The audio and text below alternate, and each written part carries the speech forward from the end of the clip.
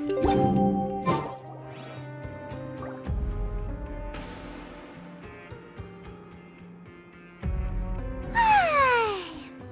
for a little rest after breakfast.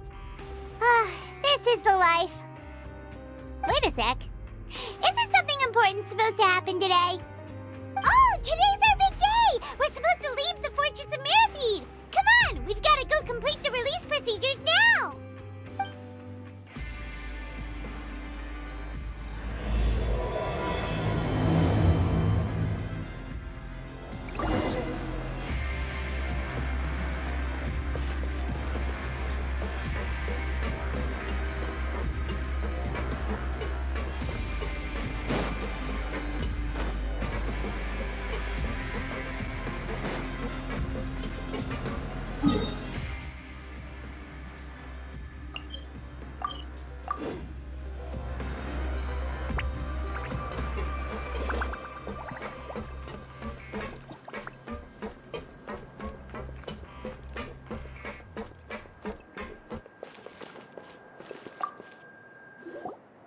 Please, sign here.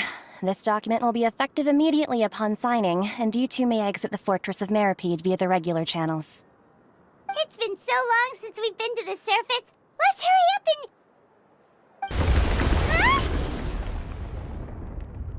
and... What's happening?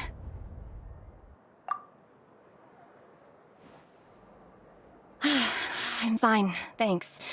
But I wonder what that tremor was just now. Let's go ask the Duke.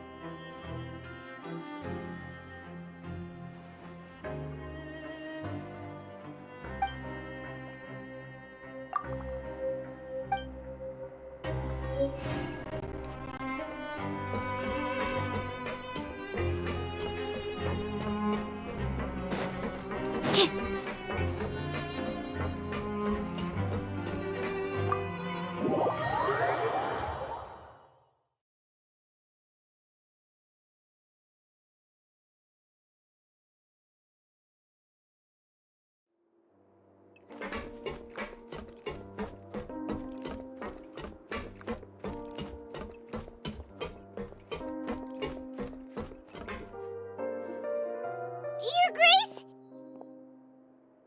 Ah, good to see you two. Is there something you wish to see me about? Yeah, what was with that earthquake just now? Ah, that. The tremor didn't originate from the seafloor. In fact, it seems it came from the surface. Over the years of serving as the warden here, I've developed a sense for distinguishing between what occurs on the surface and what occurs underwater. Besides, the seal that Monsieur Neuvillette set in place won't fail so easily. So the fortress is okay?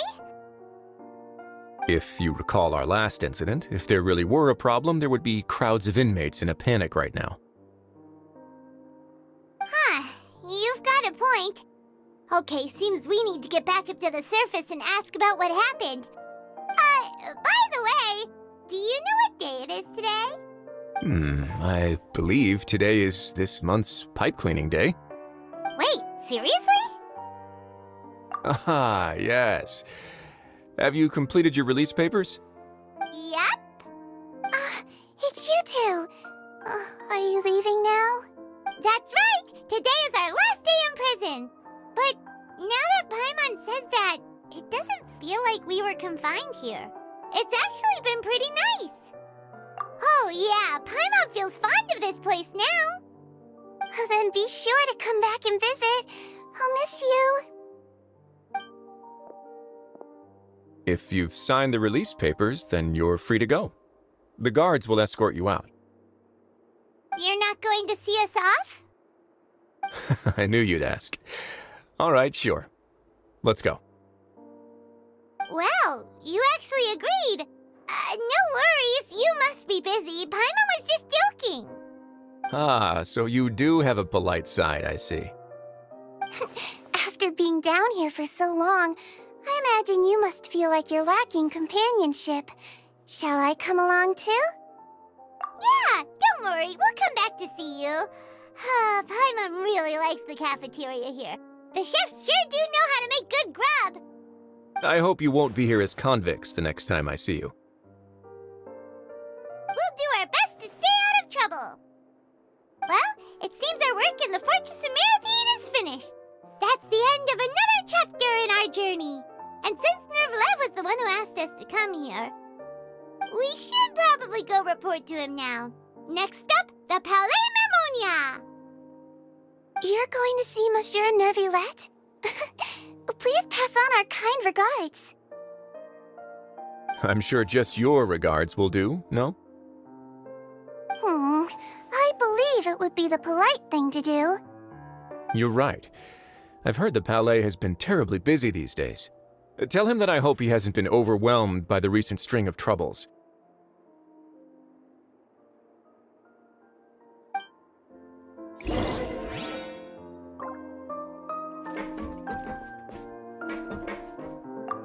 If you're concerned about things at the Palais, why don't you take some time to go up and check things out? I believe you should still have some vacation time to spend. Thank you for being so understanding. It means a lot. It's been some time since I've gone to the surface.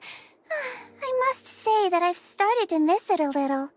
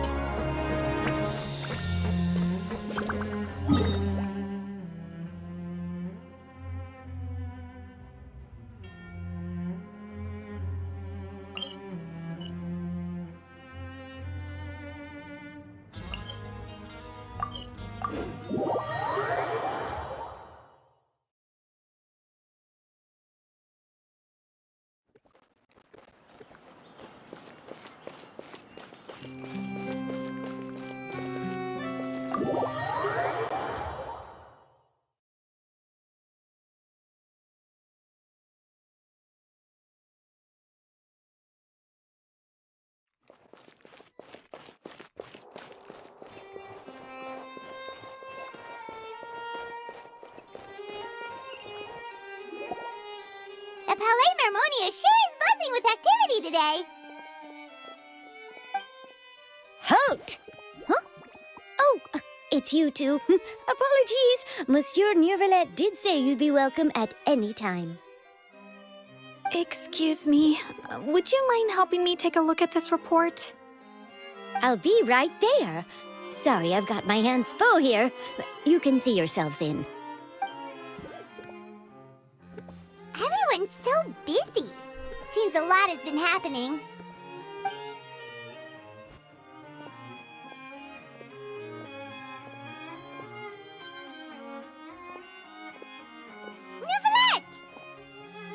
Hello. You've come at the right time, but you'll have to wait for just a moment, as there are some urgent matters I must tend to first. In the meantime, please, have a seat. If you'd like to have something to drink, let the Melusine... That's all right. We just ate. Very well, then.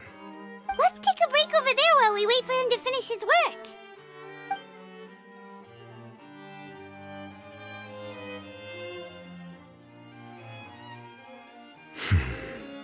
All right. That should wrap things up for now. Are you done with your work? Yes, sorry to keep you waiting. Today should be the day you were released from the fortress of Meropid, and it appears that you have managed to complete all the release paperwork. That's right, and we came here to see you right away.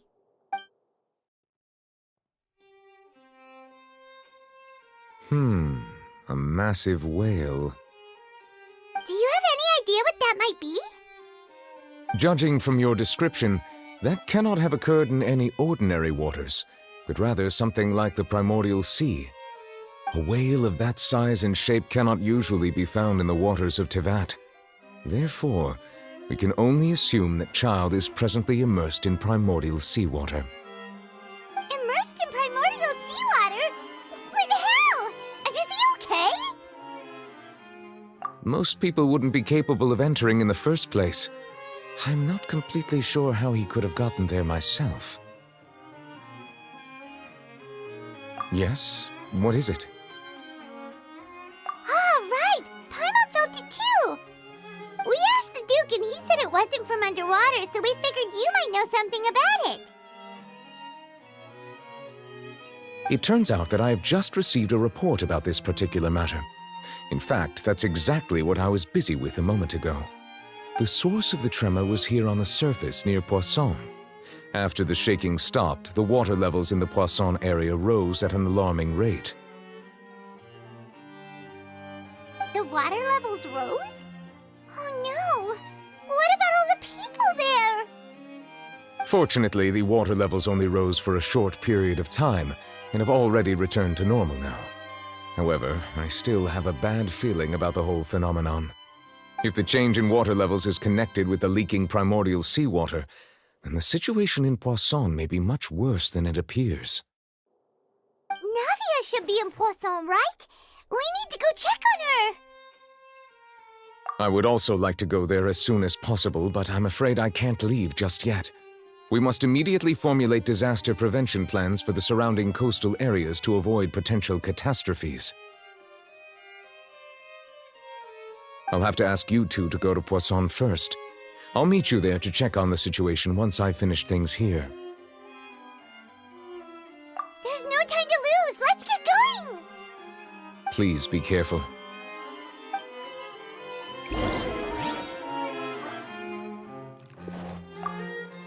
The two of you have my thanks. If you need any help, just let me know.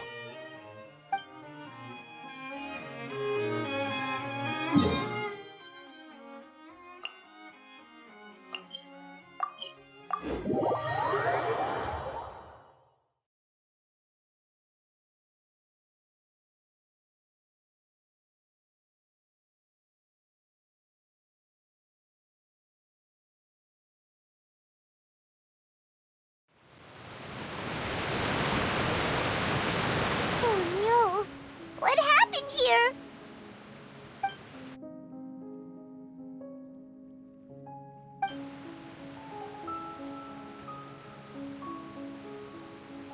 Navia should be around here, right? We need to make sure she's still... Paimon means we need to check on her.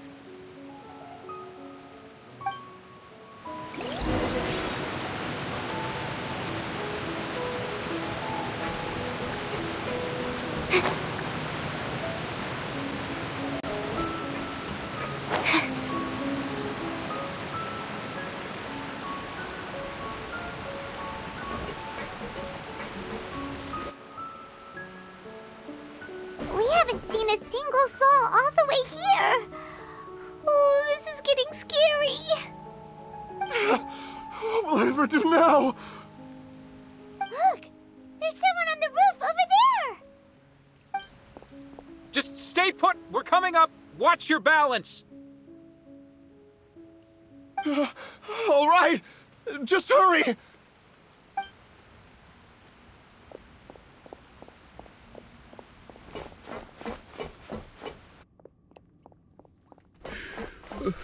I'm not young anymore. How will I survive on my own? My Desiree! Oh, he looks pretty sad. My leg! My leg! How could this have happened? It hurts! Just hang in there. Help is on the way. You can hold my hand if it makes you feel better.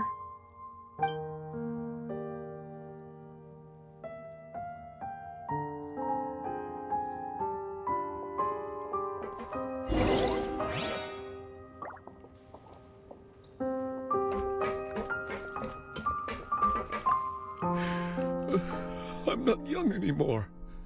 How will I survive on my own? My Desiree!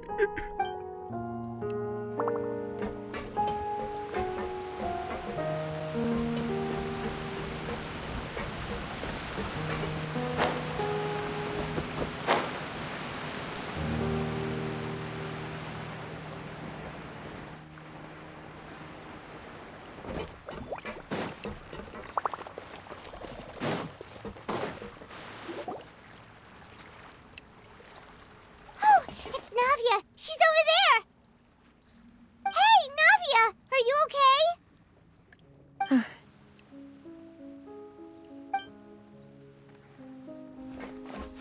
You're here. We heard there was a situation in Puassone, so we came as quickly as we could. Yes. As you can see, the water level suddenly rose. It caused quite the disturbance, in fact.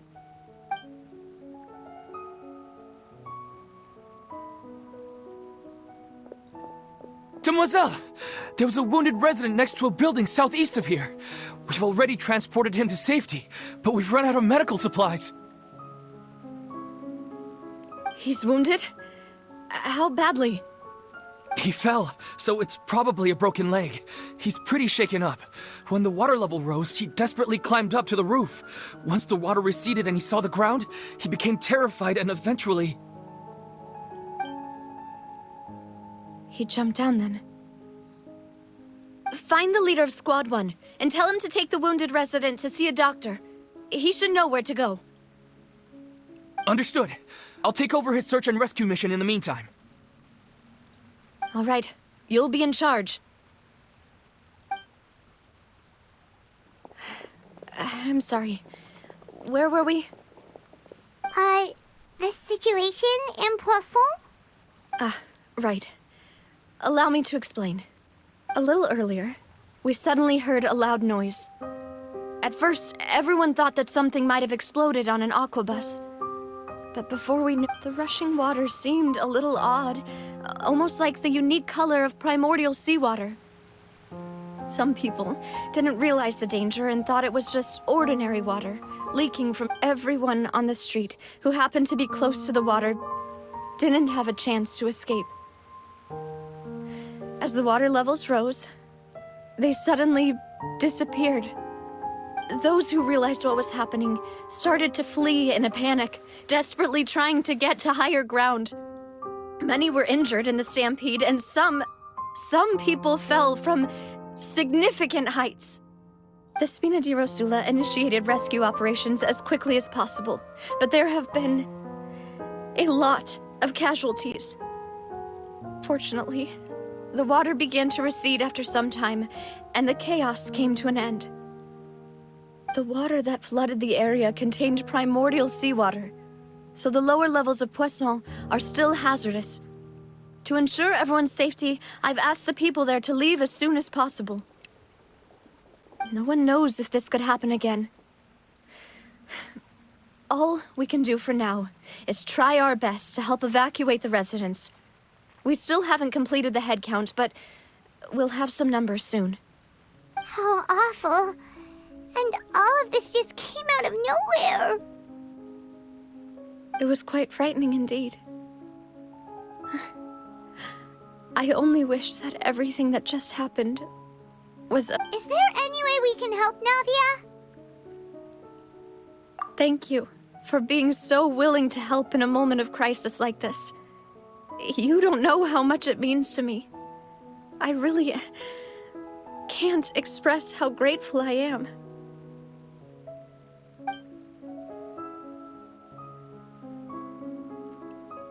Don't say that, Navia. That's what friends are for.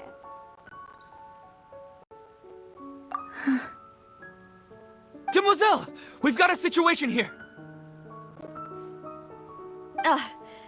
I'll be right there. Sorry, I need to go for now. And off she goes. Seems it might be a while before she can take a break.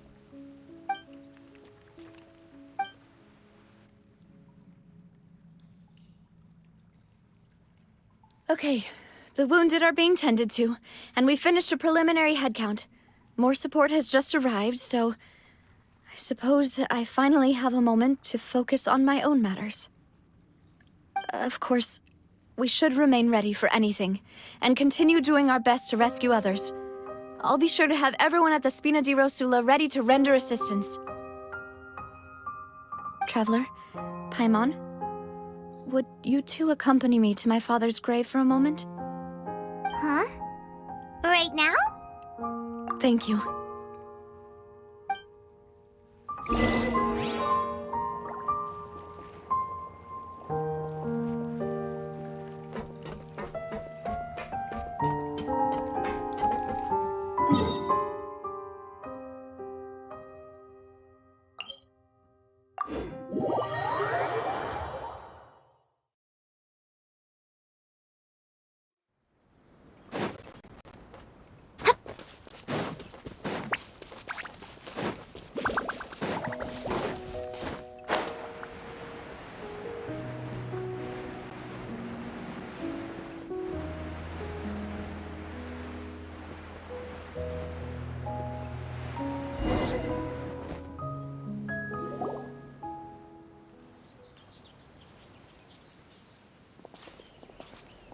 Not a lot of people here, huh?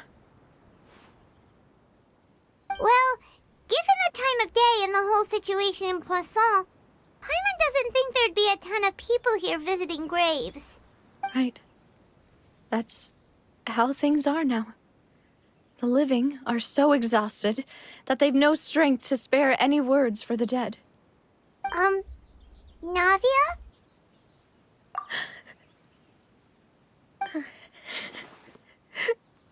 Navia, what's wrong? Sorry. I just... Malus and Silver, they won't ever come back here again. What should I do, Papa? Huh? What happened to them?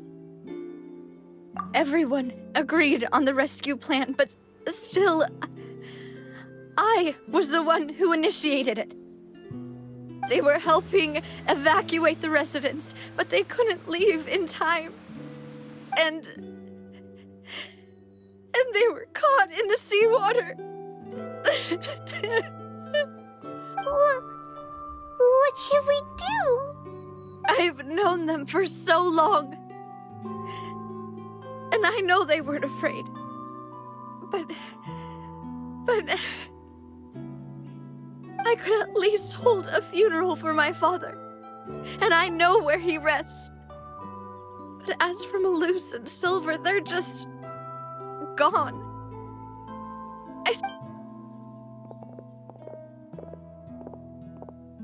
Everything looks so clean after it rains. Even the gravestones. I didn't expect that you'd enjoy a glass of red wine in front of Master Callus's grave. I can understand. Besides, the scenery here isn't half bad. See, it's not just me. I always want to bring something when I visit Papa. Perhaps we might even have a picnic. He wouldn't be angry, would he? Ah, how could Master ever be upset with you, demoiselle? Yet the cemetery is the home of those who have passed, is it not? Everyone ends up here sooner or later, no matter... Buying yourself a plot in advance, are you? No need yet. But when I do, I hope you'll let me be buried beside Master Callus, demoiselle. Hey, stop joking around. I'm quite serious. That way, it will save us both the trip to see each other whenever you visit your father's grave. That makes sense. In that case, could I be buried on his other side? After all, besides you, demoiselle, the two of us could certainly be considered Master's closest companions, no? Personally, I believe we fill those shoes just fine. Why are you bringing this up all of a sudden? Seriously. All right. I'll remember your requests. But I'd really prefer not to talk about this stuff. And what do you mean by saving me a trip? I'd make the journey even if I had to visit you two somewhere else. I'd promised to let them rest in peace here. But here I am breaking that promise. I'm sorry for letting you see me in a mess like this. I don't usually cry, really. Paimon doesn't know how to help you feel better. But, well, she understands how you feel. I had always thought I could make my wishes come true. But now that I think about it, that never solely relied on me. Many things can only be accomplished with someone else's help. Malus and Silver have helped me so much. But by contrast, I could do nothing for them. I'm so sorry. You can spend as much time as you need here, Navia. We'll stay with you. Thank you. Right now, you don't know how much that means. By the way, you can have a look at this. It's a list of victims from the incident that took place here. Obena, Khan, Burnett, Giverny, Francine, Karina, Daisy Ray, Joinville, Julianne, Esson, as well as Malus and Silver.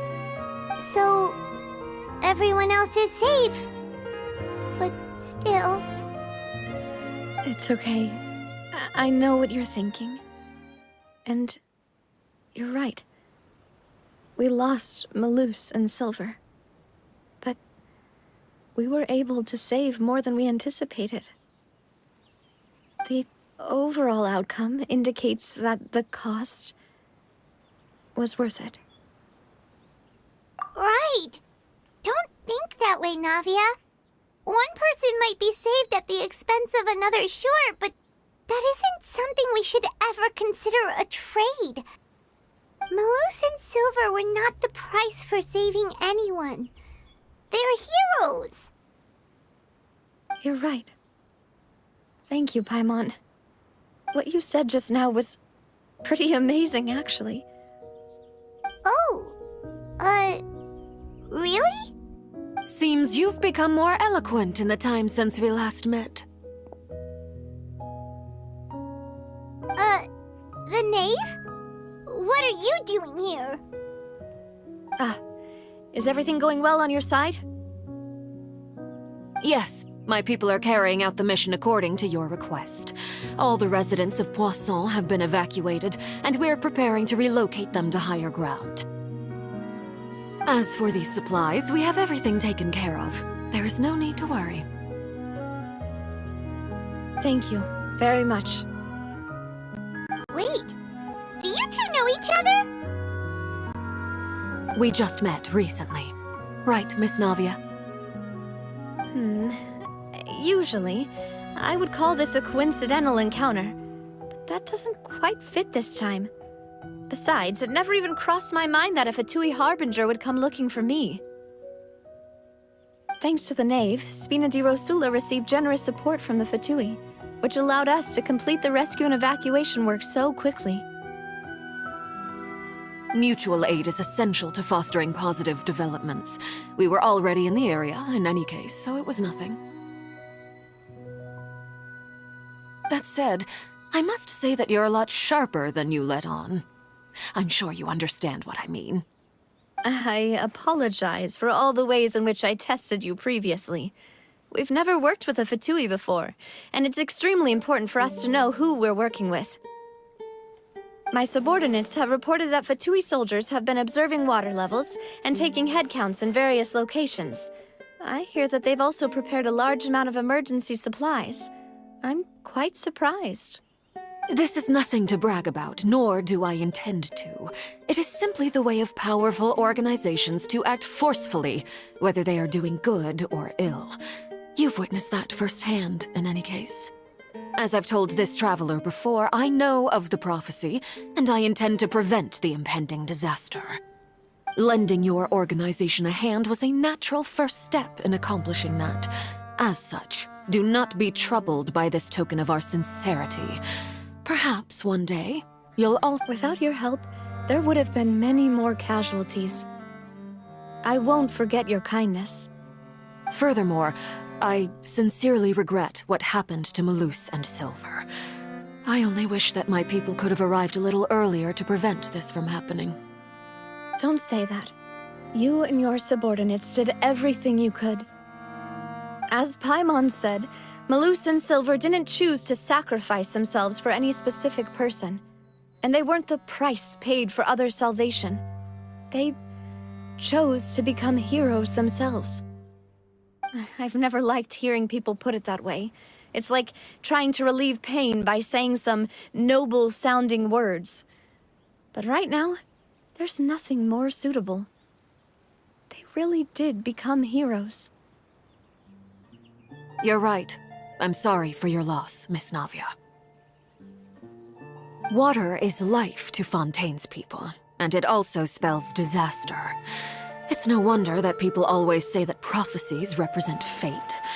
Fortunately, I've never been one for such opinions. So, you're one who will try to change fate, then? Of course. That is why I'm going to Hotel Bouffe de Thé. I still have some things to take care of, and the children need my attention. By the way, traveler, Paimon, one more thing. All right, then we'll just... Huh? This isn't right. Paimon thought you would ask us to walk with you for a moment so you could tell us something in private. That is a clever and useful conversation technique, which I do like to use when necessary. But there's no need today. It would not hurt to have Miss Navia listening in. Traveler, I'm sure you remember that I said we could work together when we had the chance. You and I both know that there may be issues with the primordial sea. Previously, it was the fortress of Meropid's sluice gate, and this time it was the water levels in Puassone. These are both signals. Indeed. Allow me to share the latest intel I've received from the House of the Hearth's intelligence network with you. During some recent investigations, a child claimed to have discovered some ruins near Puassone. The ruins date back to ancient times, and seem to be worth investigating in many ways. Judging by the dating of the ruins, they may be related to the prophecy and the coming crisis. The situation is becoming more urgent, so any pertinent information will prove extremely precious. My people initially came to prepare for ruin exploration. Unexpectedly, this disaster struck, and at present, we're all busy prioritizing the rescue effort. So that's why the Fatui were already in Puassone. I wanted to take the children along, but unfortunately, Linny, Lynette, and Fremine have all been dispatched to higher ground to assist affected residents. Linny told me that outside of the house, the person they trust most is you. Which is why I want to give you this task. The House of the Hearth's members see each other as family, but Linny, Lynette, and Fremine said that they also see you as such, even though you are not from the house. I'm sure you already understand how earnest they consider their friendship with you to be. Oh, that somehow makes Paimon feel kinda happy. The intel I just shared about the ruins could fetch a high price. But since the children consider you family, it's only natural that I freely share it with you. Got it! So all we gotta do is go to some ruins, right? We can handle that. Excuse me, but may I tag along? You wish to join, Miss Navia? But are you sure you're up to exploring some ruins? You need to rest. Well, I'm sad, yes, but I can't just go back and plop myself into a chair by the roadside and do nothing. There's no point in being depressed while we still have a disaster on our hands. As my father's successor, I must live up to the hopes he had in me. Besides, I'm also doing this for myself. I need something, a distraction, to keep my mind off Malus and Silver.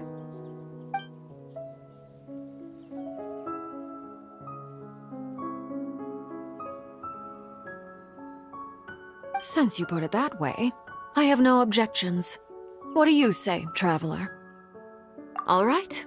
The ruins are to the south of Pуассоне. Here's the map. Okay, the three of us will handle it. Come on, let's pack up and get going.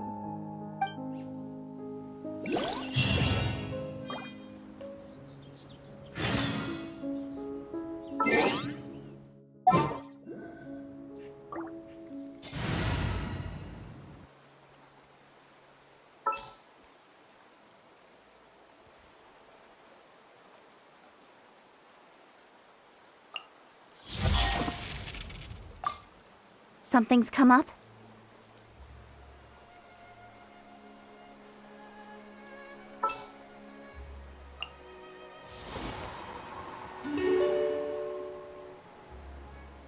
Didn't keep you waiting, did I?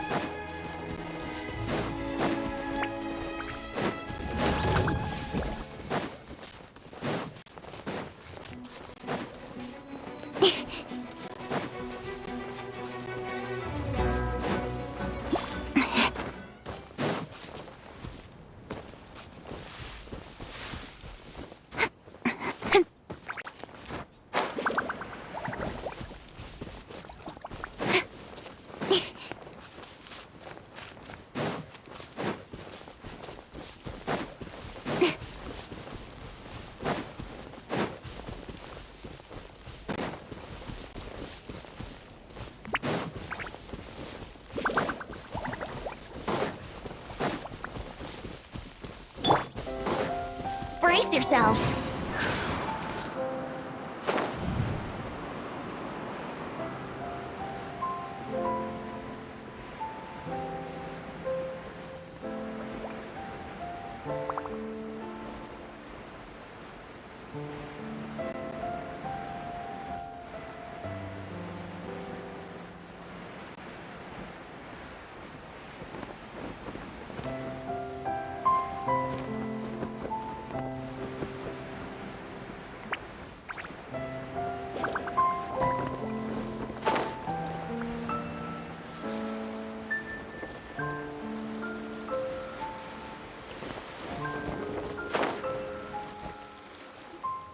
So, are these the ruins the knave was talking about?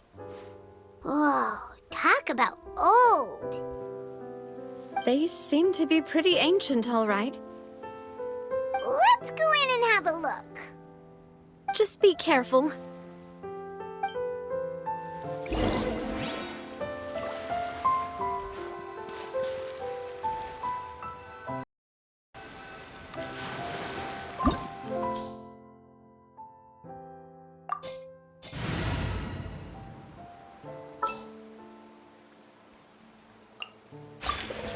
Let's go get ourselves some answers.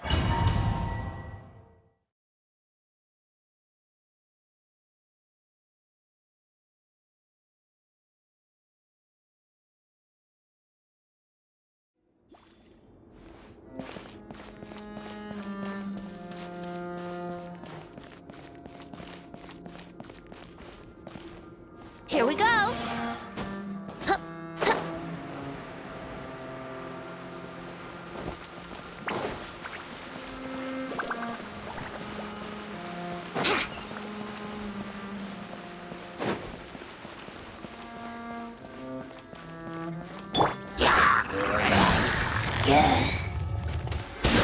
So, here comes the catch.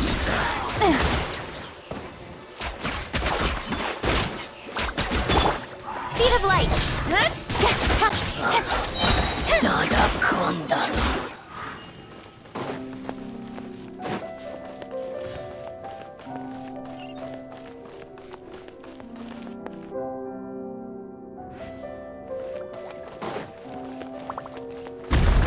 Watch it! The floor here isn't safe!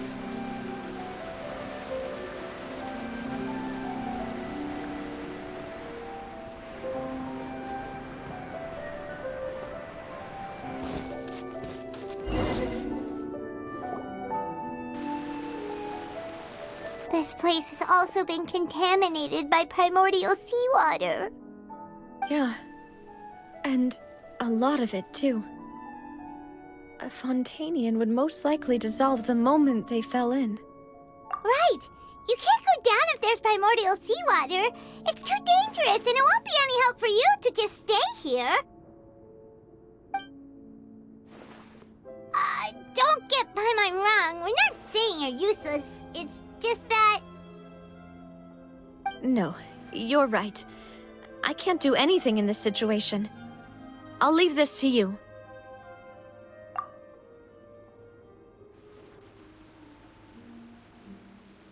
That complicates things. Maybe the only way left is forward. In that case, do you want to wait for us here? The water levels here are unstable, and there's a chance the water will rise. So, staying here wouldn't be safe either. I'll go together with you. Perhaps we'll find the exit just up ahead. All right. Come with us for now then, but please be careful.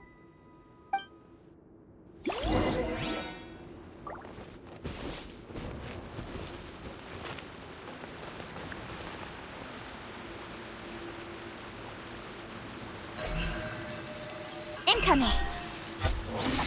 Oh no, it's a dead end! Let's try climbing over from the side.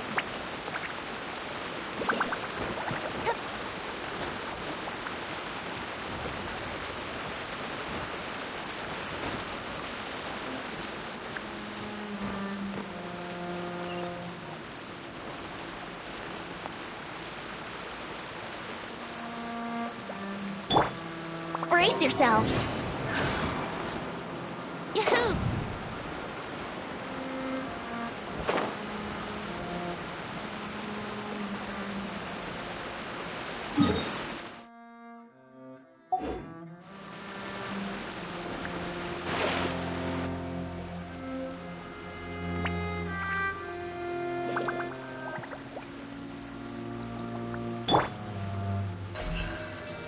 Don't blink!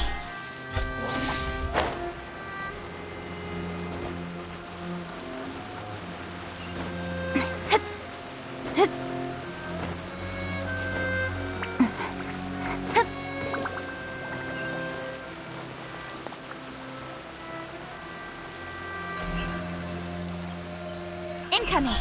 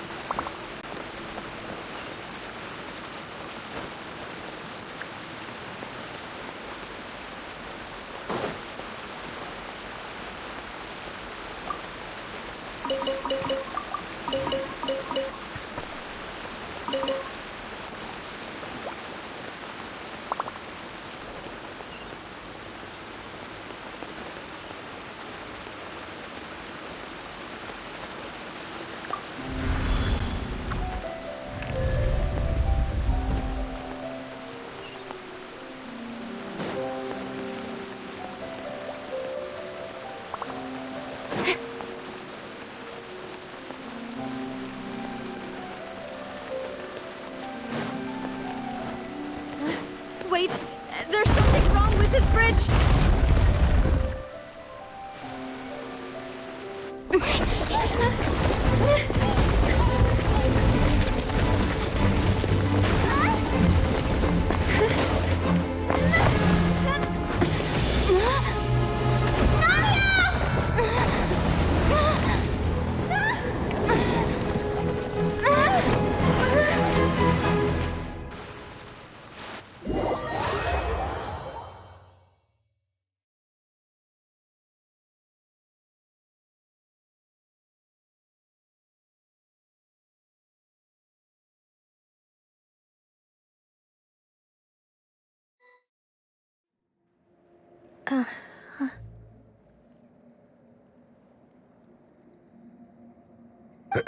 Demoiselle?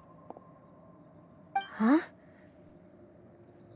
Demoiselle, what are you doing here by yourself? Would you be standing here till dark if I hadn't come to get you? Maybe she just wants some time to herself, Malus.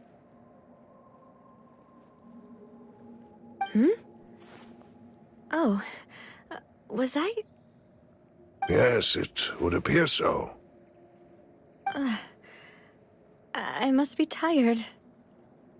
That's quite possible. However, you were the one that suggested we go out for a walk. Oh, right. I nearly forgot. It must have slipped my mind when I dozed off. I haven't had a nap today yet. This is a familiar feeling, yet something's a little... Is something the matter, Demoiselle? Oh, no. No, I'm fine.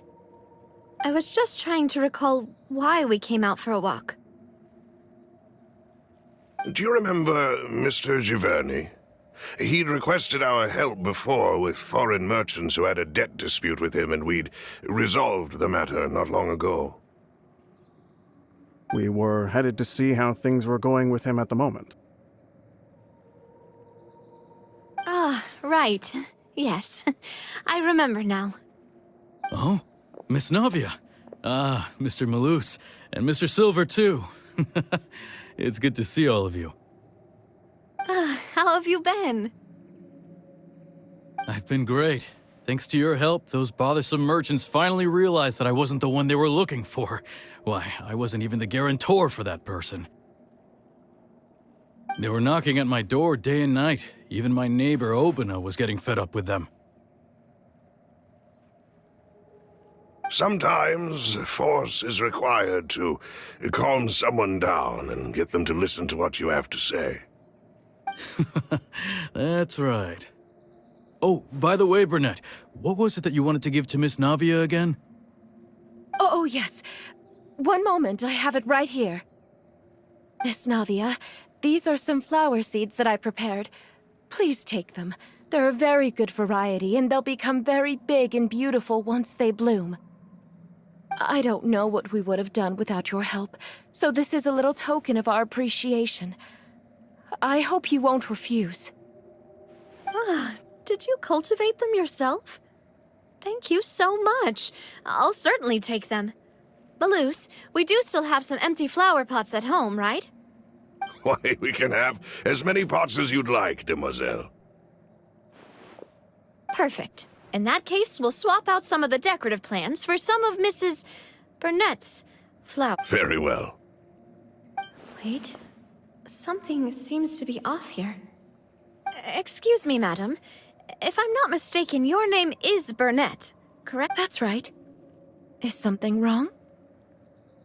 No, it's nothing.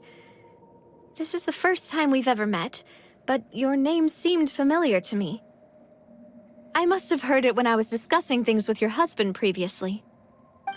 I've heard this name before. Sometime recently, I'm sure of it. And why are there so few people around here? Where did everyone go? We must mind the time, Demoiselle. We still have important things to attend to today. Huh? We do? Like what? Well, now, did you forget? Miss Navia, here you are. I've been looking for you. Please, come to the Opera House. Your trial is about to begin. My trial? Wait, why would I need to go to the opera house? Yes, she's right, Demoiselle. It's just about time now, so we should get going. Oh? All right then.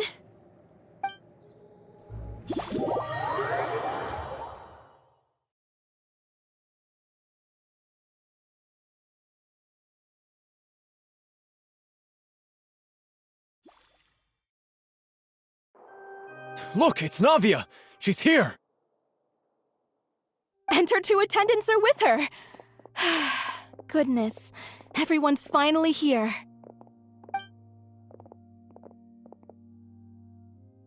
There sure are a lot of people here to see the trial. And they all seem to be oddly excited about something. Karina, Desiree, Joyville, Jolien, Essen. Why are so many people here? And as for the judge...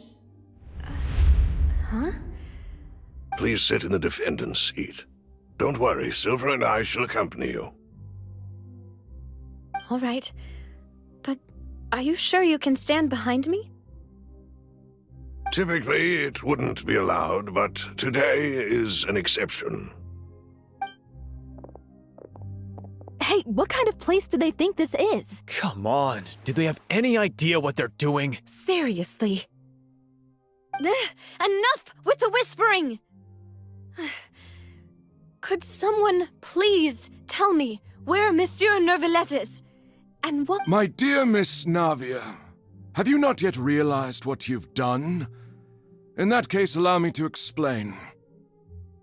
As all here know, you are Master Callus's successor, the head of the Spina di Rosula, someone held in high regard by every soul in Pуассоне. After you took over the Spina, you treated all of us just like the late Master Callus had. If anyone in need reached out to you for help, you responded. Not only you, but your butler, your subordinates, nearly everyone in the Spina di Rosula fought for the well-being of those in Pуассоне. Wait a moment. Aren't you just proving that I'm a good person? Yes, correct. Absolutely right. And that is why you stand accused. You have helped so many people get through so many difficulties. We are one big family, all of us who are from Pуассоне, inextricably linked. And with you being so important, we couldn't possibly do without you. Therefore, this fair and honorable court shall declare you guilty, and you shall stay here. You will be together with us forever. Huh? What are you saying? Everything you have said is correct. I have indeed done a lot for my hometown, and I would be willing to be with you all, but what is the purpose of having me stand here like this? Ah, well, if that's what you think, then I have no further comments. How wonderful, Miss Navia!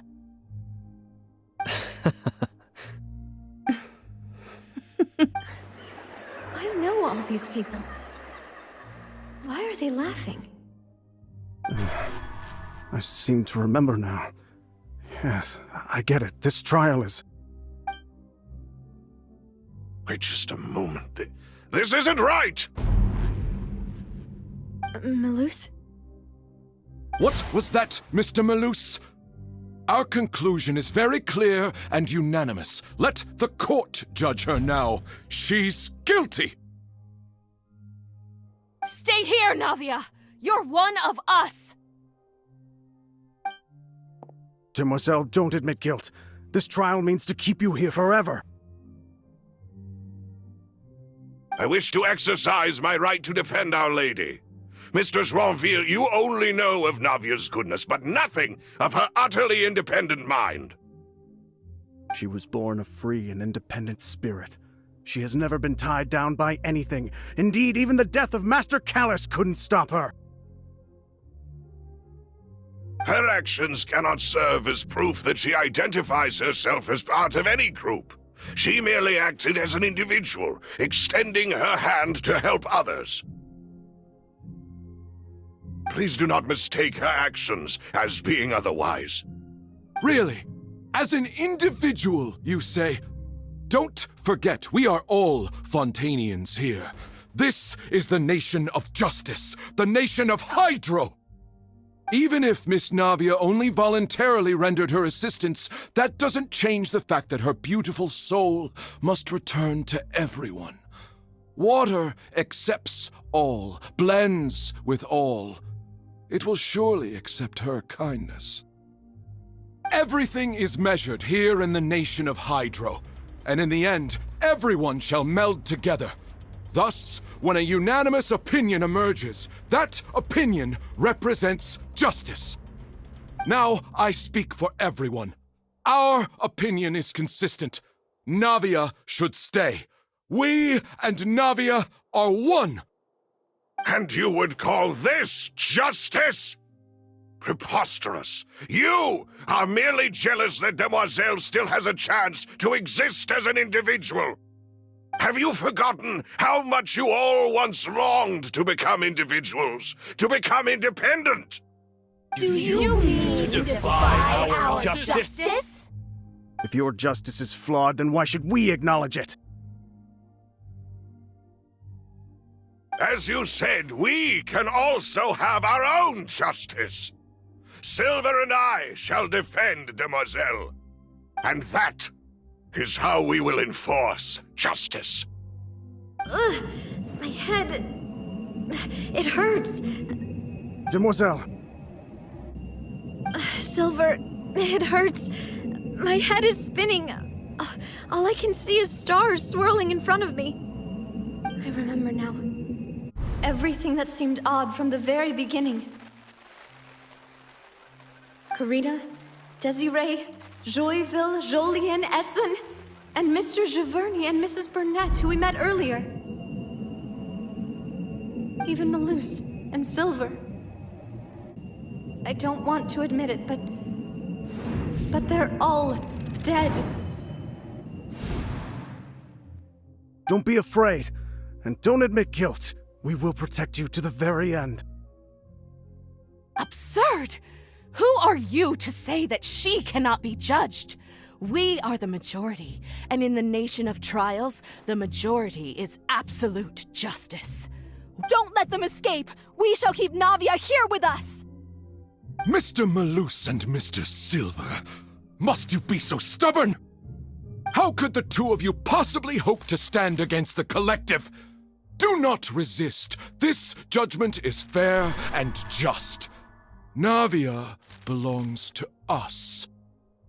After all that happened, she should not be left alone in Puassone.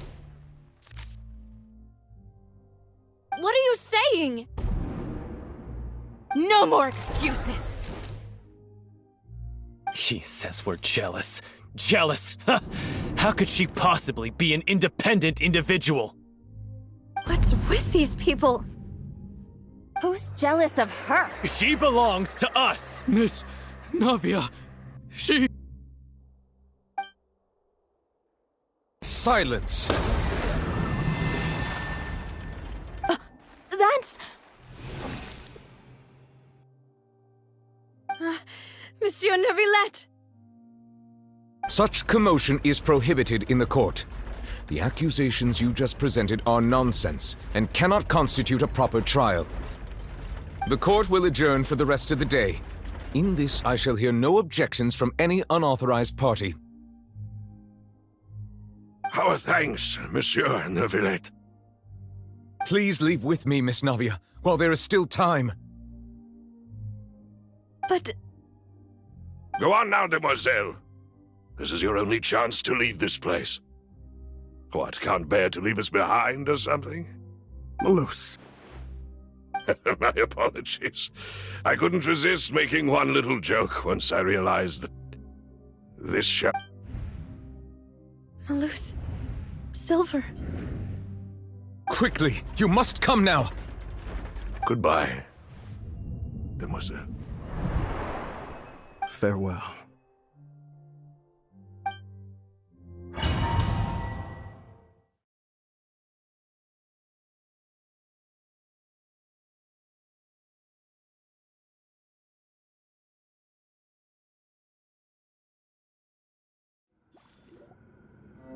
No, wait!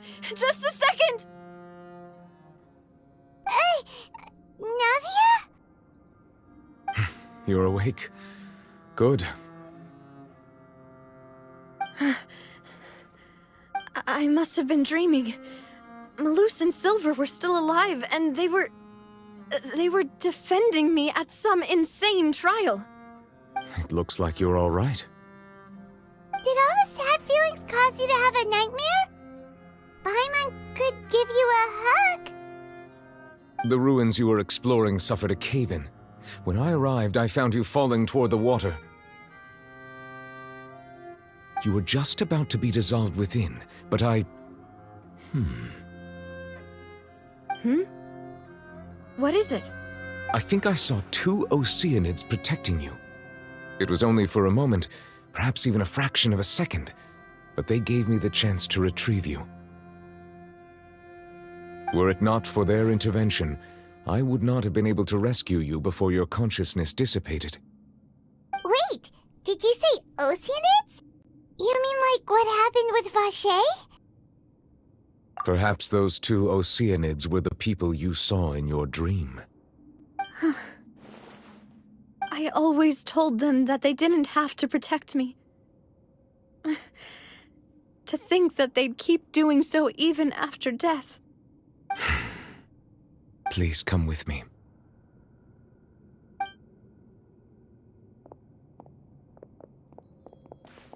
Neverlet, are you okay? Oh, I am quite all right. Perhaps there's something we could chat about? Why do you look so stiff all of a sudden? Oh, Paimon knows. You're the type who feels awkward when there's nothing to talk about, right? I merely thought that we should give Navia some time to herself. Huh? Why didn't you just say so then? Don't you think it's even more awkward to call us over like this and then have nothing to talk about? I suppose so. Ah, Sigewinne. I hope all is well with her these days. Her work in the fortress of Meropid has not been too much for her, has it? No way! Don't worry. She's doing fine down there. She's an amazing head nurse. I see. Well, that is good. I have always worried that Sigewinne would need a lot of time to understand the world of humanity, just as I have. Oh, and the Duke also says hi! Even though Sigewinne made him do that. He hopes that you haven't been overwhelmed by all that's happened lately. Thank you. I have indeed been busy lately, and I also hope that everything is going well in the fortress of Meropid. He still doesn't know what to talk about. Let's chat about something else then. So, Neverlet, you're probably quite the swimmer, huh? Yes, of course. This isn't going anywhere. Let's try something else. How did you find these ruins? Did the knave tell you? Yes, in fact. I had arranged to meet you in Puassone, but when I arrived, I discovered that the Fatui were helping the residents evacuate. They had even transported a large quantity of supplies to the area. Amid my astonishment, I ran into the knave, and we had a chat. She informed me that she had asked you to investigate the ancient ruins here. Yeah, we originally planned to meet up with you, but we thought you might still be busy with all those official documents. We didn't think exploring the ruins would take very long, and who would have thought you'd wrap things up so quickly?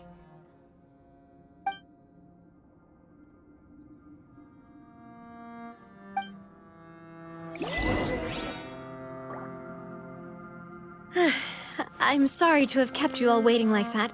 I'm feeling much better now. I guess we should get going again. Will you come with us, Monsieur Neuvillette? Yes, if you wouldn't mind my company. All right! Another one joins the party! Let's get going then!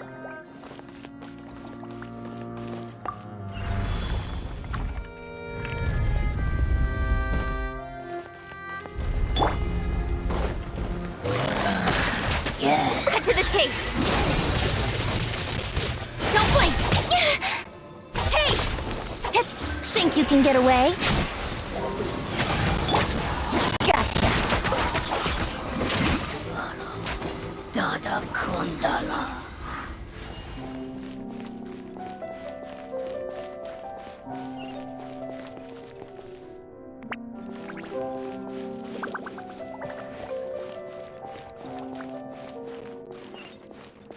Oh no, another unstable path. Watch your step.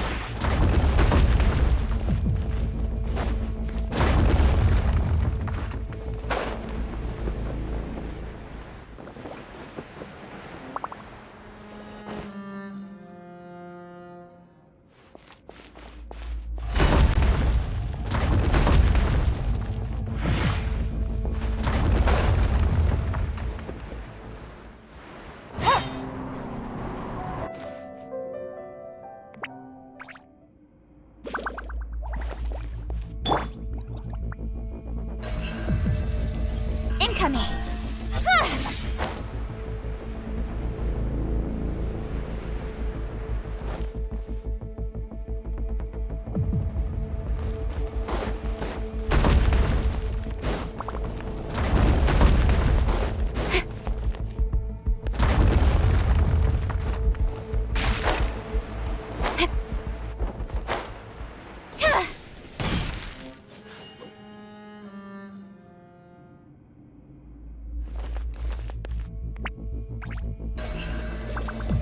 Don't blink! Hey!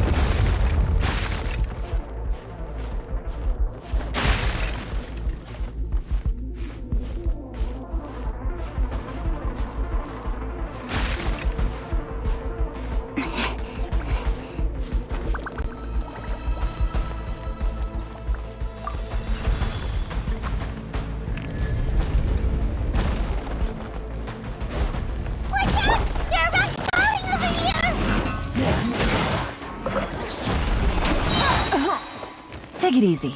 Game's up. Fun's over.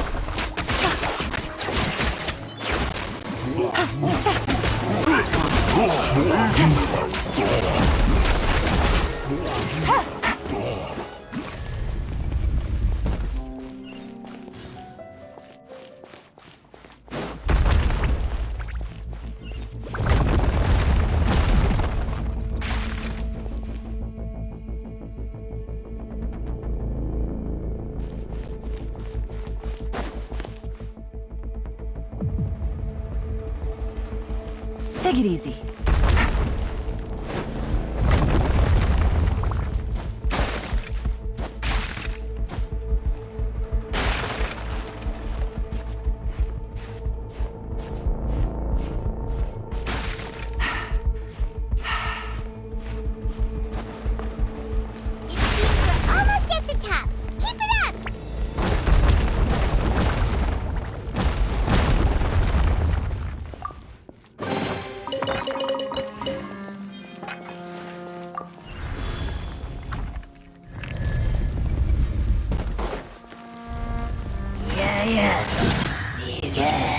quietly now.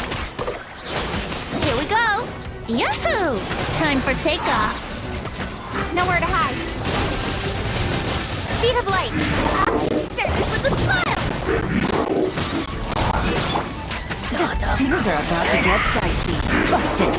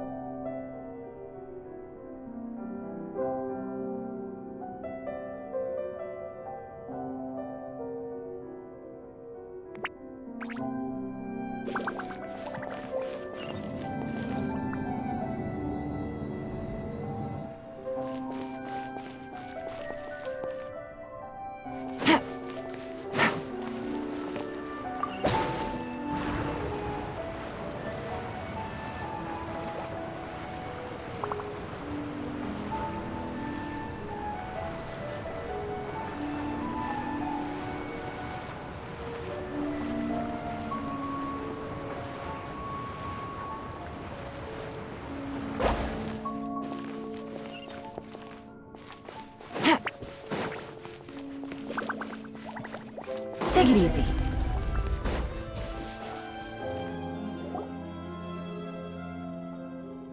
Looks like we've reached the end. This is the place. There should not be any other hidden spaces in the vicinity. The path sure had some twists and turns, but it turns out that this place isn't actually that big.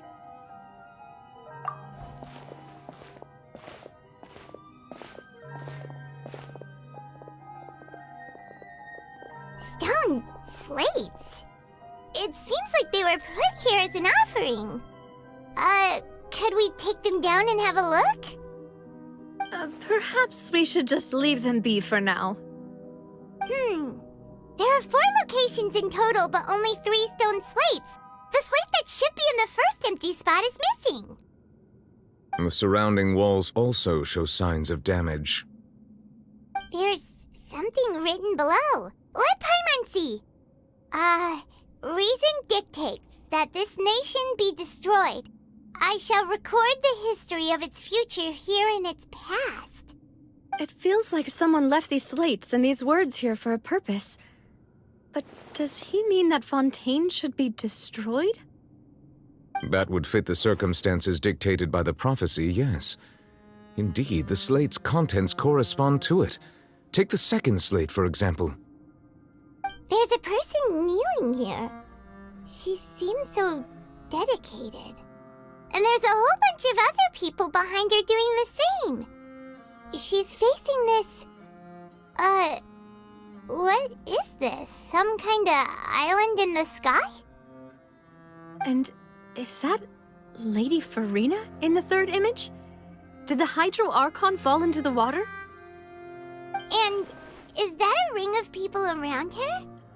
Paimon doesn't quite get it. Are they all in the water? The fourth image. I know this one. This exactly matches the content of the prophecy. The people will all be dissolved into the waters, and only the Hydro Archon will remain, weeping on her throne.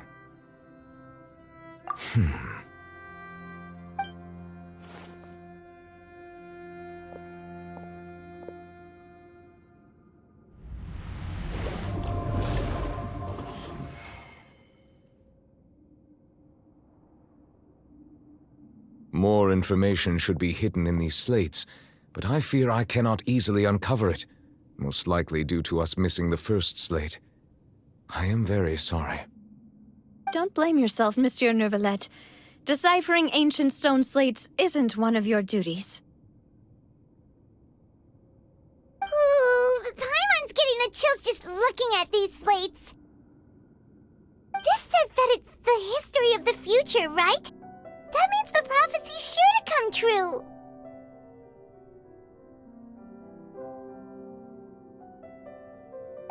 I really hope it doesn't mean that. Still, Paimon feels like these images are kind of weird when you look at them together.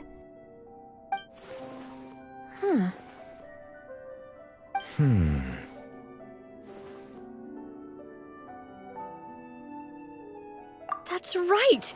If the images are in chronological order, shouldn't the fourth, the waters drowning Fontaine, come before the third, where the Hydro Archon herself falls into the water? And yet the order is reversed here. If we go by timing, Lady Farina only emerges in the third image. That means that the person in the second image might be the previous Hydro Archon. Egeria, then. I had never met her, but her appearance here does match the records.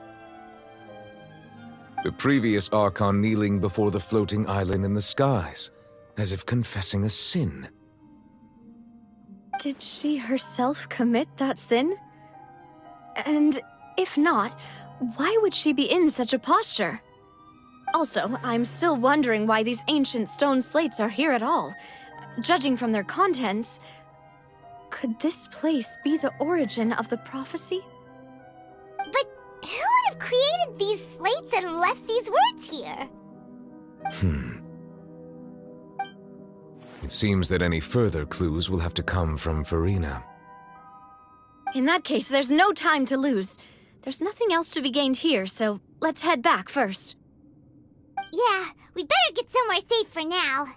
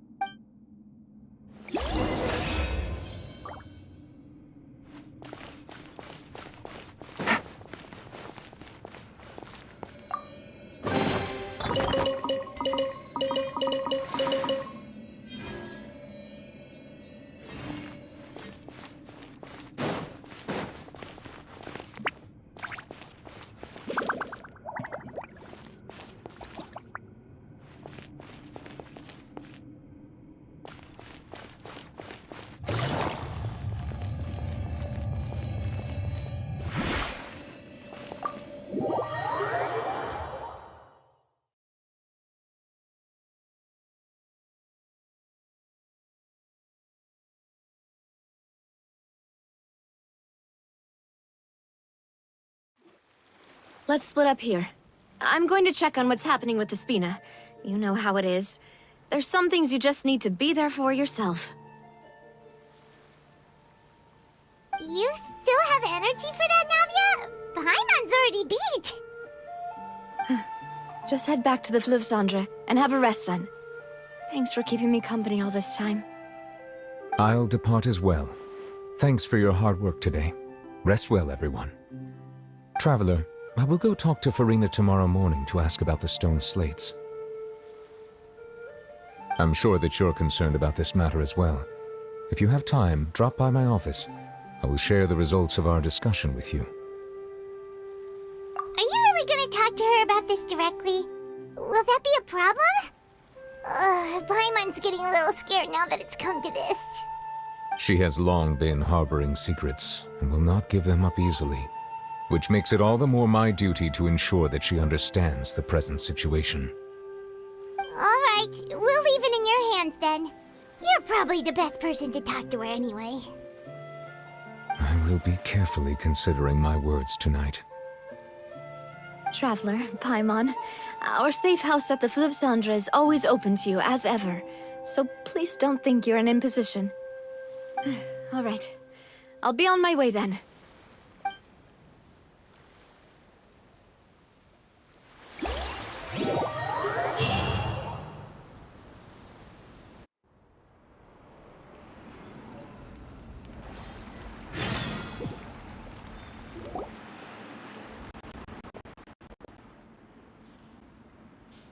Welcome back.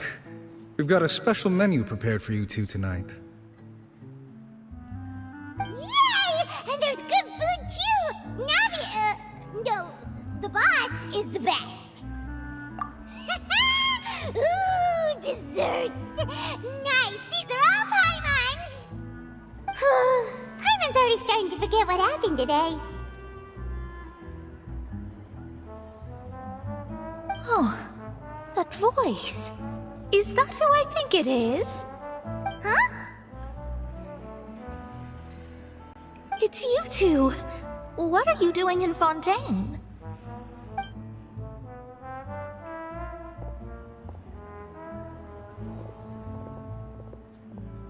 Mona?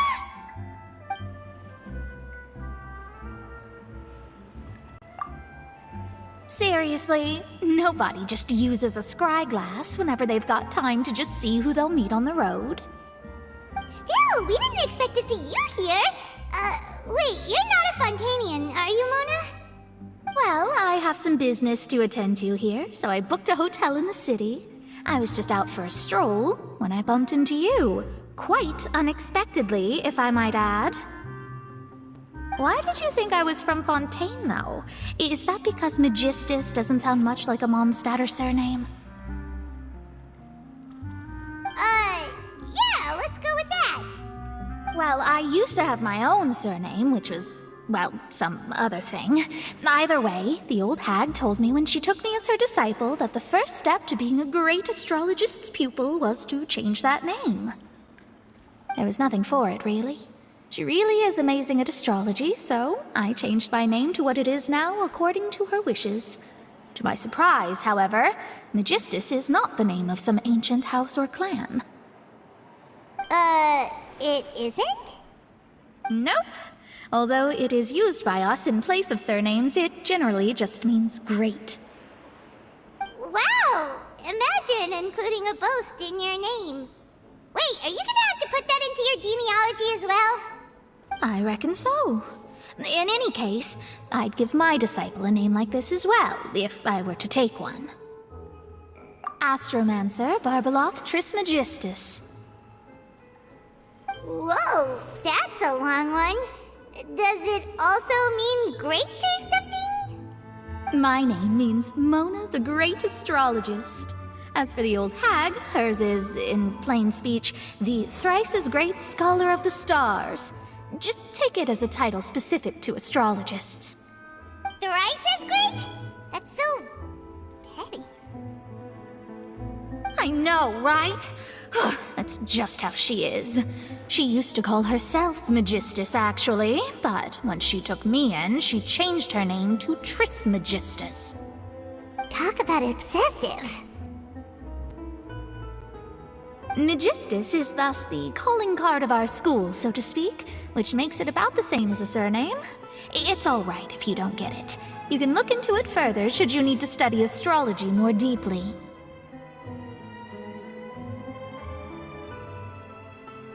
That sounds terrible! But anyway, you're not Fontanian, are you, Mona? You're from Mondstadt, right? Well, I was born in Mondstadt, yes.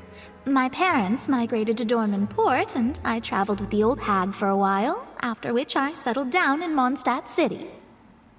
Oh, that's a good thing then. At least we know you won't be dissolved by Fontaine's waters. Speaking of that, I'm sure you're aware that a bunch of things have happened here in Fontaine, right? I know you're not a local, but I'd avoid getting too close to any water that looks strange all the same. There's something ominous about it. Well, the water, I mean. That was the main reason, yes. Just a while back, the Steambird invited me to take part in a panel and speak about the circulation of the prophecy as an astrologist. The invitation was sent quite early on. I don't think anyone expected Fontaine to be in this much trouble. What do you make of that prophecy, Mona? Just tell us what you think as an astrologist. Your word would go a long way to make things more certain and less scary. What I can tell you is that I'm an astrologist, and that this prophecy concerns the fate of Fontaine, even that of Altivat. Ascertaining this is akin to reading the fortune of the whole world. I'm afraid that this is not something that just anyone can do. If I could do it, you would no longer call me an astrologist, but a visionary. But on the flip side, the prophecy is so huge and powerful that it must surely come from a powerful visionary. Its contents involve the fate of the world. Disregarding it would be a mistake. A visionary? Sounds really powerful and all, but does such a person really exist? Of course. The old hag could do it, And I'd bet there are others amongst those Hexenzirkel colleagues of hers who could do something similar.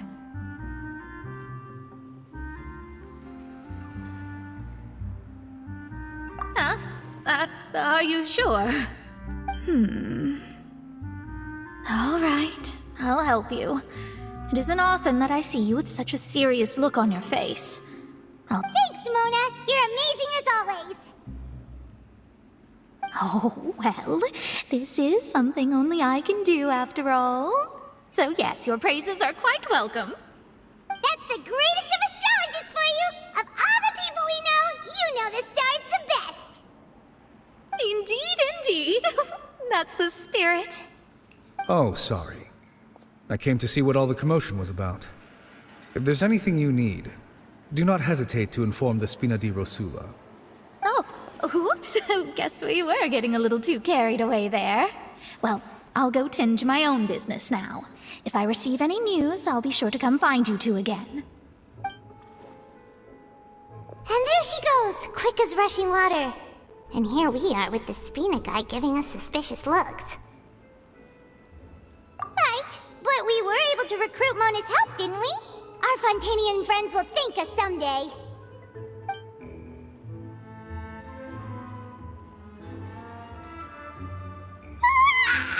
Good morning. To be honest, Paimon's still feeling kind of sleepy.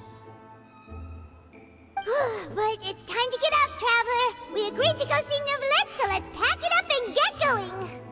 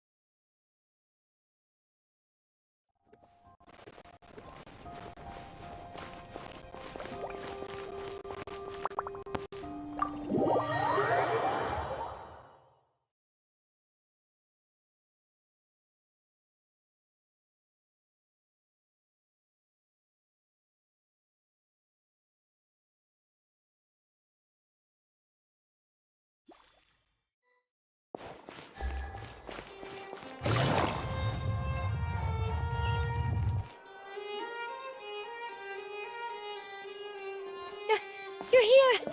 Finally! Is something wrong? Monsieur Neuvillette and Lady Farina, they seem to have gotten into a dispute. Please go see for yourself.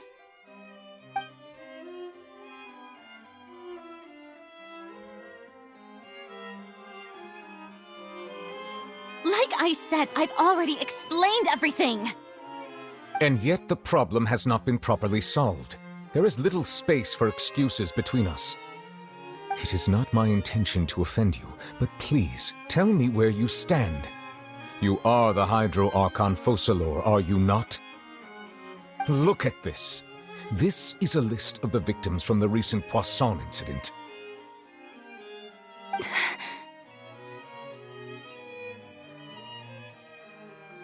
You mean... they're all... We did not arrive in time to avert this disaster, and I will not have it happen again. I will say this once more.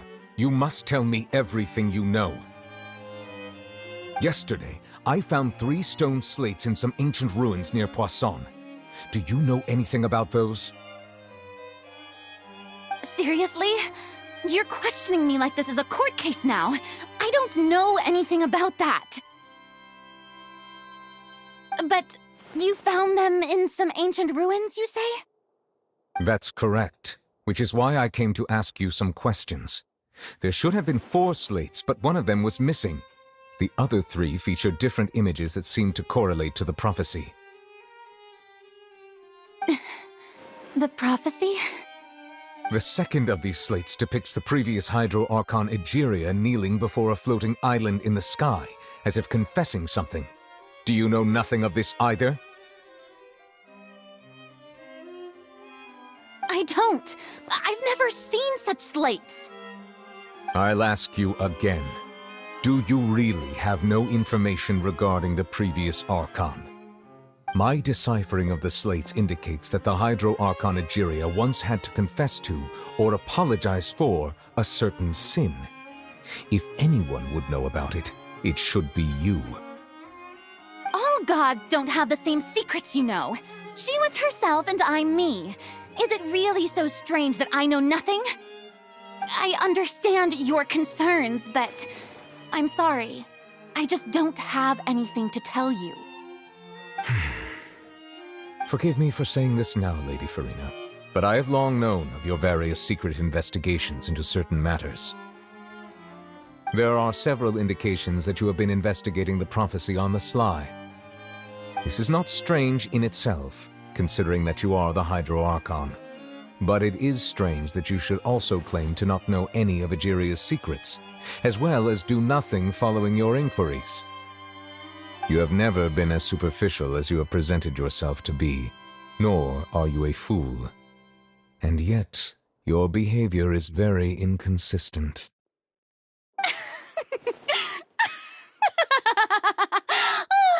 So you've been watching me all this time, have you? I didn't think you were that type. You... Well, since you know about my secret investigations, then you should know I'm actually working to take care of it. There's no point questioning or suspecting me. You're the Eudix, but you're still my subordinate. You should be following my lead. Just trust in me. You're Archon, and do as I say. Never mind whether you can truly convince yourself to or not.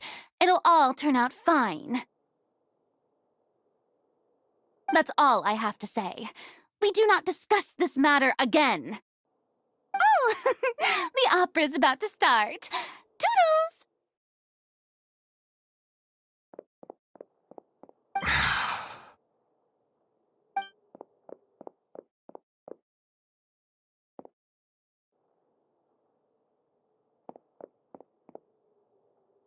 Did Farina not notice us standing by the door? Wonder what's up with her. She was smiling. She didn't seem in the mood to care if we were listening in or not.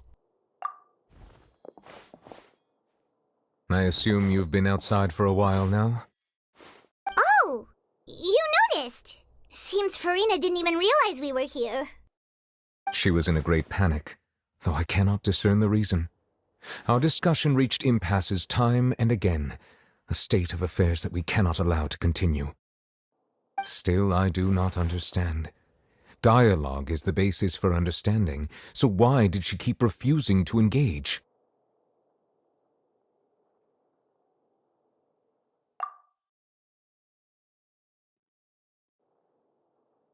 Everyone in her inner circle has noticed that she is hiding some secret. The issue is her attitude.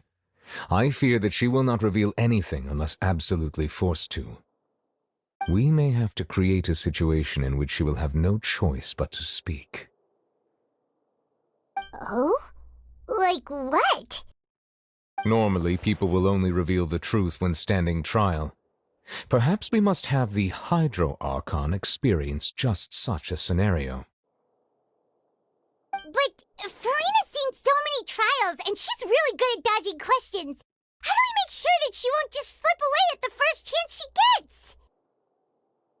We will need to consider this thoroughly, join forces with various parties, and then do what we can. If at all possible, I would prefer to recuse myself from this affair, but we must prevent the prophecy from coming to pass. This may be cruel to her, but all Fontaine is in crisis. The information a god possesses is too precious, and so we must take a chance on this. But who will lend us their aid to do such a thing?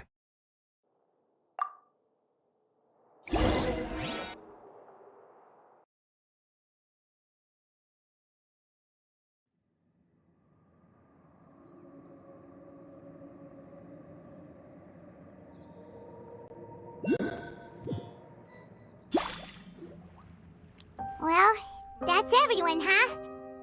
Speaking Speaking of which, it was pretty smart of you to think of hiding here.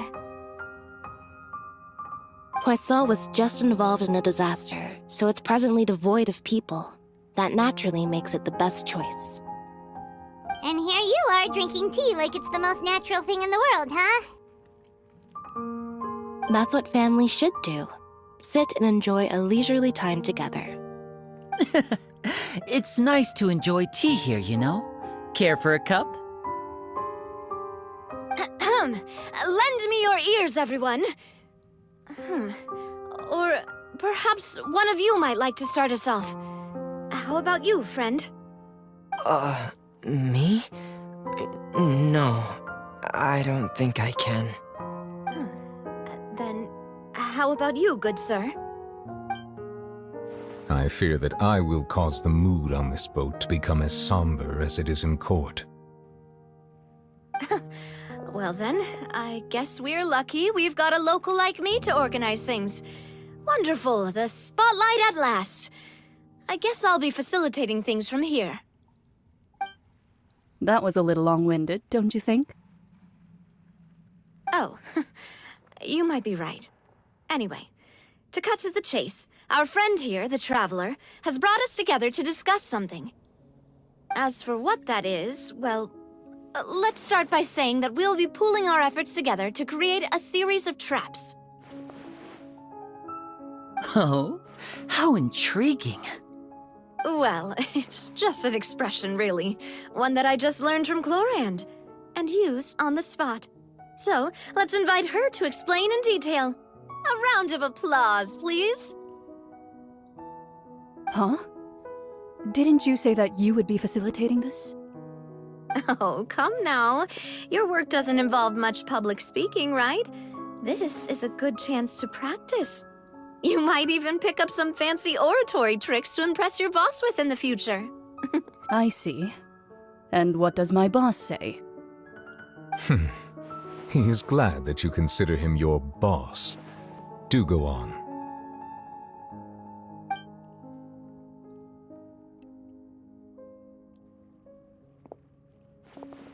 In that case, do any of you have experience hunting? Not that I recall. Fremine and I once used a wooden stick in a basket to catch wild rabbits when we were younger. As for Lynette, oh, right. You were sick that day, weren't you? I've also gone diving to catch some fish before. I'm afraid not. You may or may not have heard, but Fontaine once played host to a group known as the Marechaussee Hunters. Though that was their name, they did not hunt animals, but rather various monsters left behind by the ancient dynasty of King Remus. Today, Fontaine's monster population has already thinned greatly, so the hunters have blended back into society, taking up arms in other lines of work. They even left a unique methodology of hunting in their wake. A trap comprises of the following components: bait, a trigger, and a containment device. Sometimes a lethal implement will also be necessary to deal with the prey. So, if we were to build a trap together, right now, what would you choose to build it with? For me, I would prefer something basket-shaped. Pigeons and rabbits will see the bait and naturally enter the snare. Our line of work requires a deft hand, and we're some of the best in the industry, so you can count on our techniques. You used some of those techniques while moving the people of Puassone, didn't you? My subordinates mentioned that you even performed some magic for the bawling children. Yes, and I even managed to gather some intelligence in the meantime. I'm quite the multitasker if I do say so myself. I'm afraid I can't claim that as my strong suit. I prefer more stable methods, like placing bait in the water and waiting for the fish to come within reach. That's... Calm and steady. Exactly the kind of person who would catch loads of fish. And I can be their assistant. With discretion, I'm sure.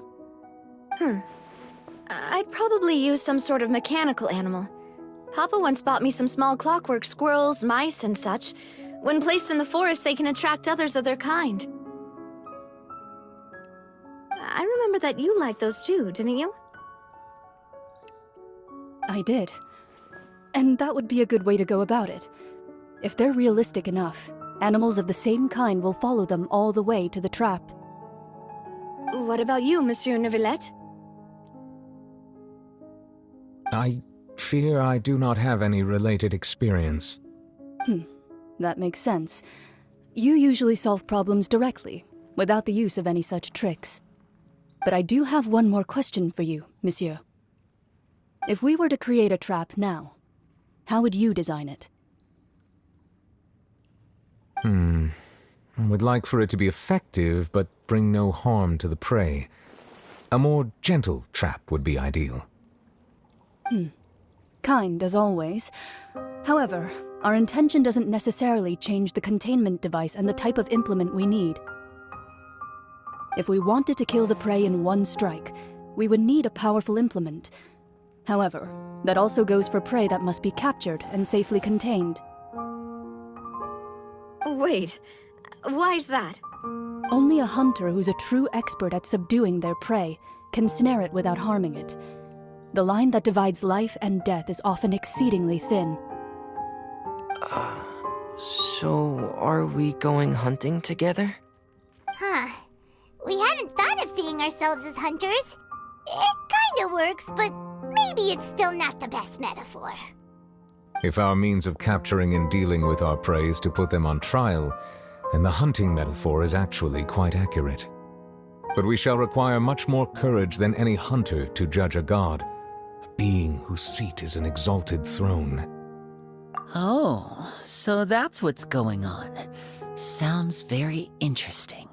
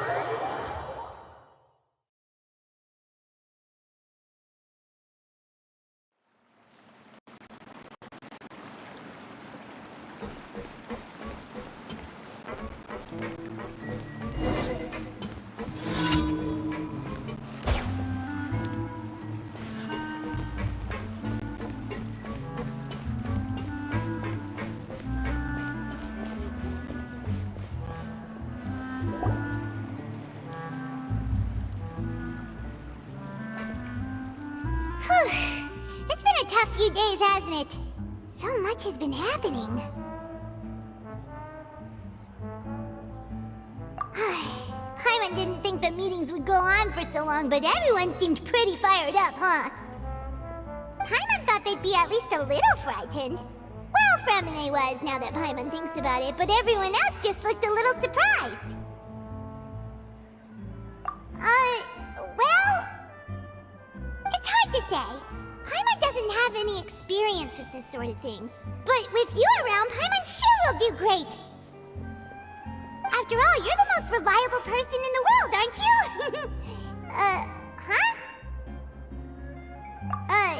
Did you just pour some tea? Paimon didn't notice you doing that at all. Then what's that? Paimon's never seen that cup before. Don't be frightened. I'm just joining you two for tea. I merely refrained from saying anything till now. Who's that voice? But there's no one here. Aw, have you forgotten me already? Wait, you are familiar. You're the voice we heard from the sky in Sumeru. The voice from the sky, I fear that description is wrong. Though, you're feeling lost now, just as you were feeling previously. I sensed that confusion and thus came to you. Guiding people is an irresistible hobby of mine, after all. Consider me a passerby, just accepting a commission from my friend's disciple on a whim.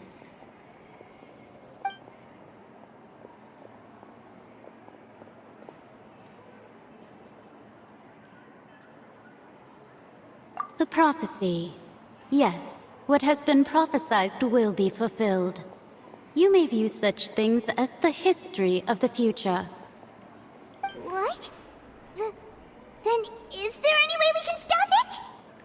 I believe you have witnessed a failed attempt with your own eyes. Can everything in Teyvat so easily be changed? So you've caught on. Just as prophecies are usually only the future as seen from the perspectives of the gods, could things be happening in hidden corners where the gods' gaze does not fall? Are the things that you shall see different from the fate that the gods perceive? What is she talking about? It all sounds really impressive and important and stuff, but it also sounds kind of scary.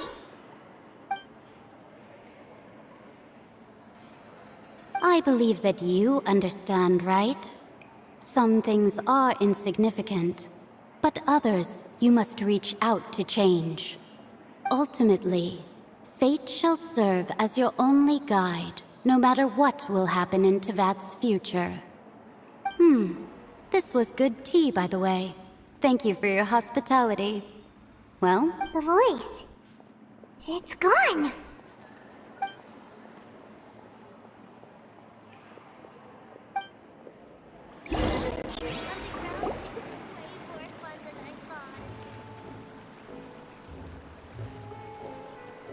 What? I want to hear someone talking. Alright, coming! Hey, it's you who's getting lazy, okay? Well, I see I've walked in on some lively banter. Luna! Fine, just fine. I went to take part in that Steambird panel. It turned out to be more interesting than I expected. Not all Fontanians are pessimistic about this. One journalist mentioned that sitting around and waiting for the end to come would be wrong, and that they should make their own rescue preparations. I agreed, so we had a brief chat with her. Did she have pink hair by any chance? Why, yes! It was Charlotte. You remember her, right? That daredevil journalist? I'm in full support of her view. Prophecies are very important, but how can people allow their lives to be commandeered by just a few words? That's right!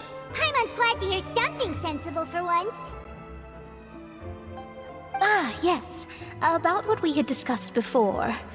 I did try, but I'm afraid I couldn't reach the old hag. I'll try again tonight, but I wouldn't get your hopes up. Huh?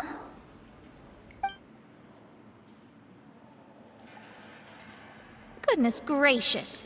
Are you serious? She said that even the god's gaze has blind spots. Pretty bold if you ask Paimon. Most people would believe the gods to be all-knowing, right?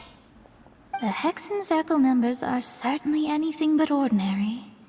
As for the mage named N, the old hag has mentioned her a few times.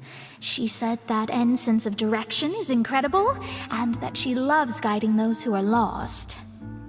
But I've never met her, and if she were still alive, she'd be...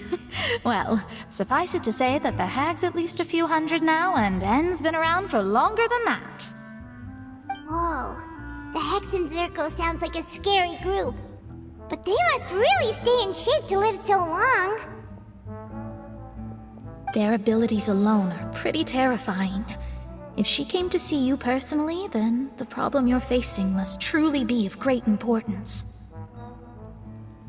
Well, it's not like Paimon could understand anything she said. Yes, she was quite cryptic, but I suspect she means that there is still a way to turn things around. She didn't say when or what that would be, though, so... perhaps it is something that you cannot know right now.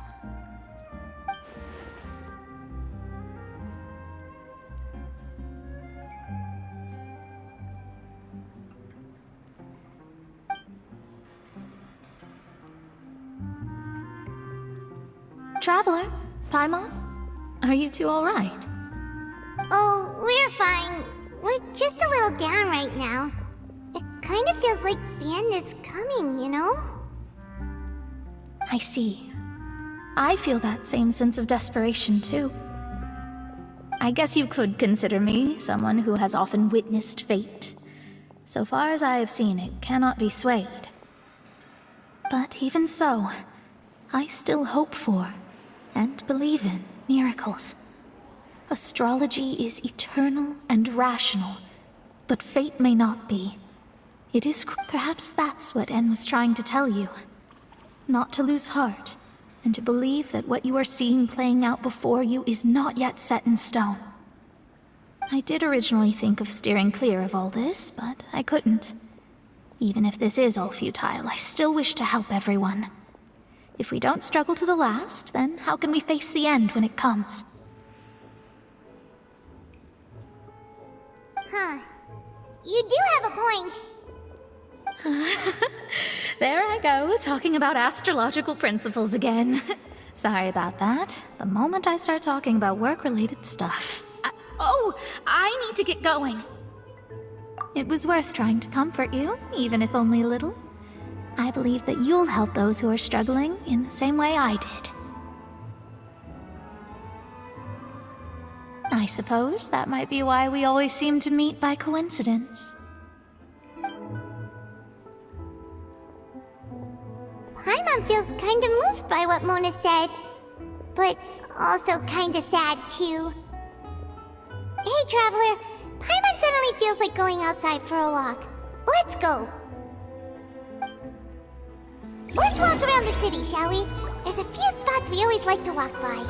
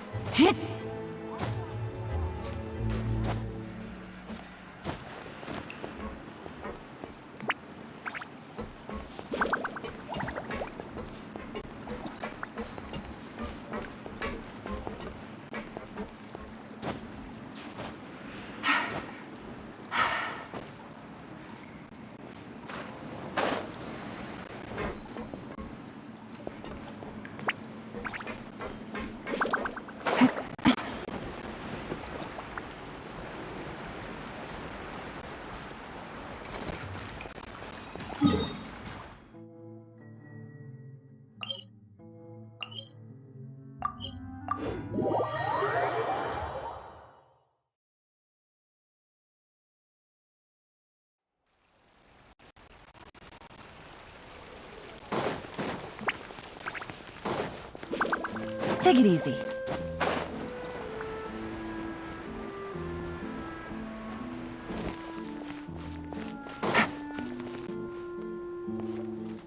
Huh? Our names are written in this newspaper. What's going on? Let Paimon see! The underwater stronghold, the Fortress of Meropid, has continued in its noble autonomy, but that does not mean that others cannot interact with it. My recent attempts to enter the fortress bore little fruit. Huh. Guess Charlotte still hasn't given up on that. Thus, did an Outlander friend become the focus of this report. A blind adventurer with their white fairy, legends trailing in their wake. It is said that this mysterious traveler once visited the underwater fortress.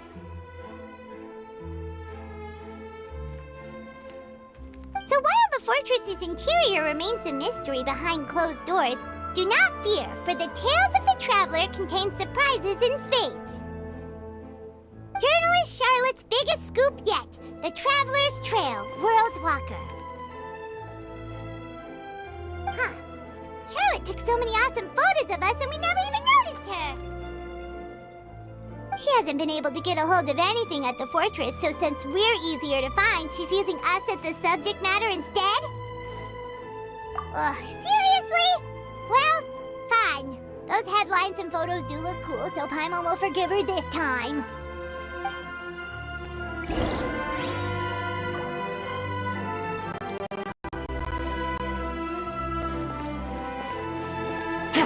Take it easy.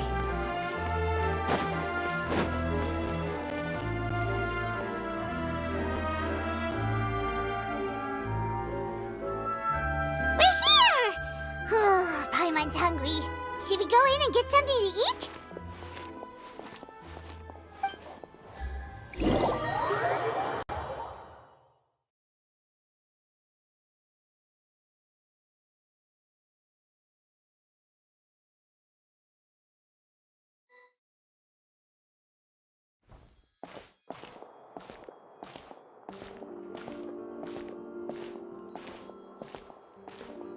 Hey, quick! Look! That's the limited edition only 16 slices a day cake!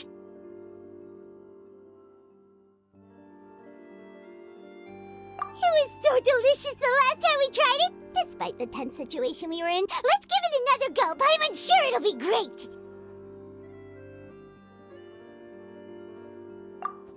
One slice of cake, please. Someone showed up after all! Oh, wait, you're the one from the Palais Mermonia. Oh, are you here to buy cake too? It seems Monsieur Nervalette was right. You really can eat.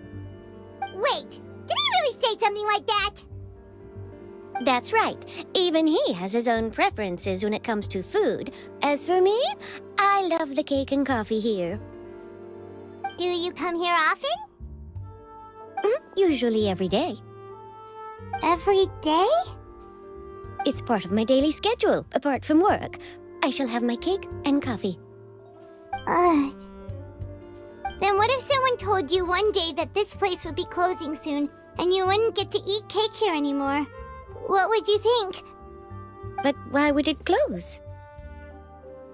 Well, Paimon doesn't know either, but maybe the waters will rise tomorrow. You know, like... Oh, the prophecy.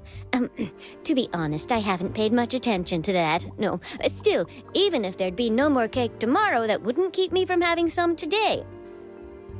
No, it's the same for eating in general. You might not be able to eat tomorrow, but if you can do so today, then you should carry on. That's what people call living, you know.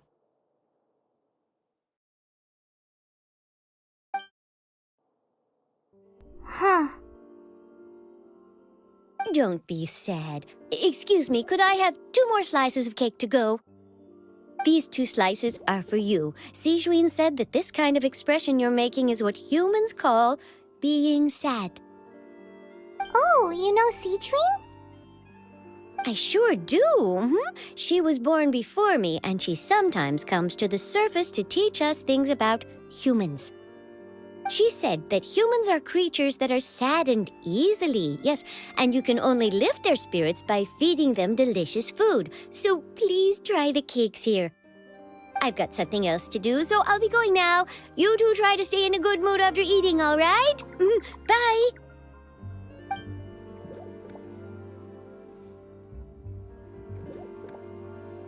And there she goes. All right, let's dig in.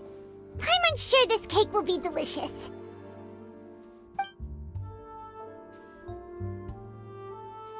It's more delicious than last time, and the flavor gets even better with a sip of tea. It Sure would be nice if we could come again tomorrow.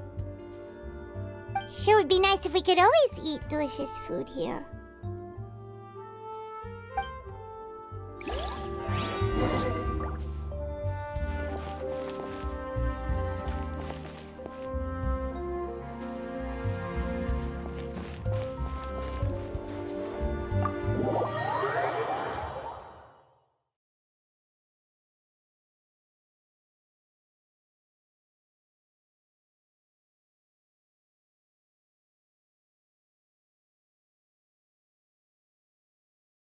Oh, we're near the Steambird office. Let's go look for Charlotte and have a chat.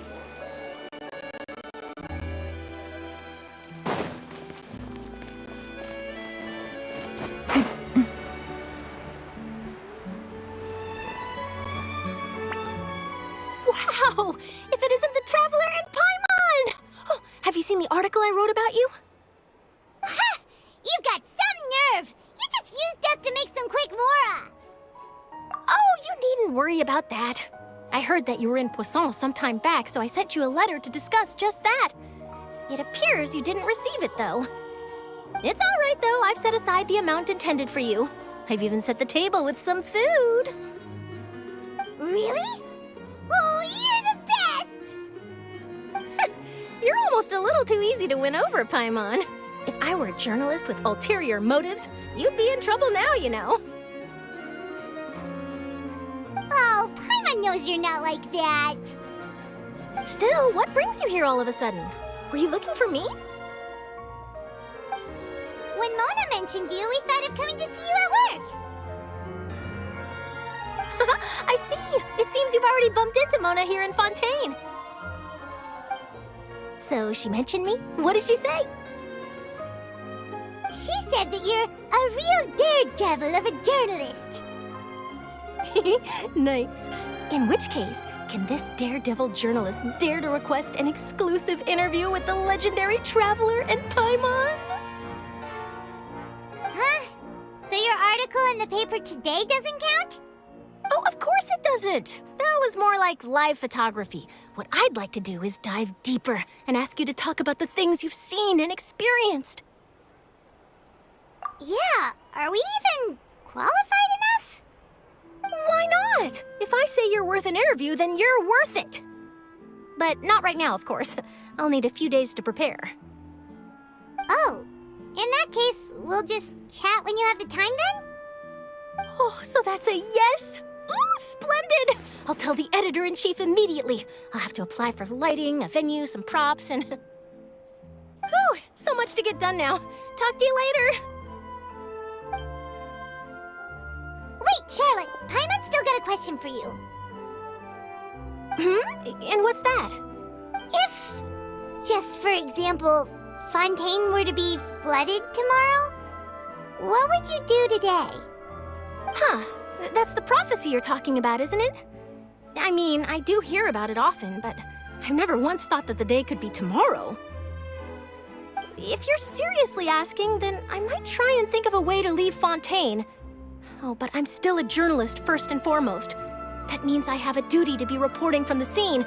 And secondly, I wouldn't forsake my homeland that easily. From what I've seen, most people don't know what they'd do should the worst come to pass. In truth, it might be better just to behave like normal rather than worry over such an end. So in all likelihood, I'd probably still be prepping at the office for that interview of ours. I know what you're thinking. That sounds a bit sad, but I've always believed that it's best to do what you enjoy. Just think about it. If this nation really were to be suddenly destroyed tomorrow, but I still successfully finish an exclusive interview with a truly unique person, then do you know what I'd do? Well, I'd write that story, send it for printing, and use messenger pigeons to get copies out to the various nations as soon as possible. I'm not a dreamer, nor am I a workaholic, but I do love my job, and I'd be proud of leaving such an article behind. I guess you could say that I was born to be a journalist. But anyway, that's my answer. And on that note, I'll get back to my preparations. That's so nice. All of a sudden, Paimon actually kinda envies her. Anyway, let's go and take a look at the sea, shall we?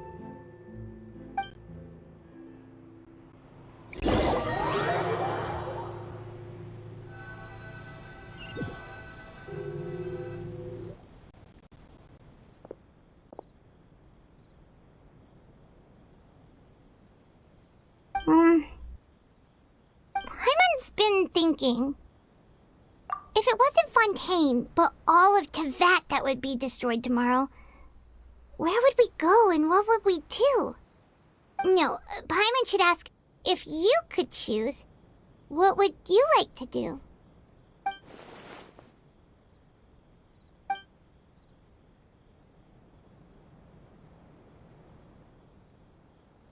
We've always been moving to the next destination, so we haven't spent much time thinking about these kinds of things. We didn't have to either, with us always being on the road and whatnot.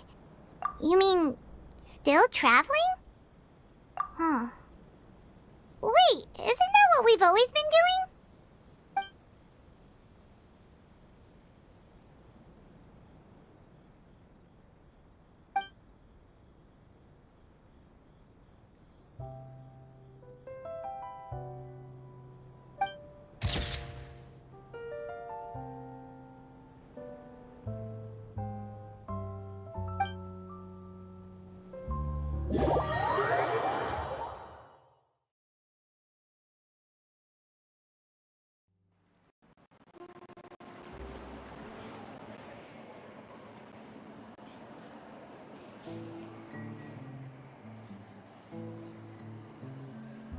But it's still better than the Fortress of Meropid, that's for sure.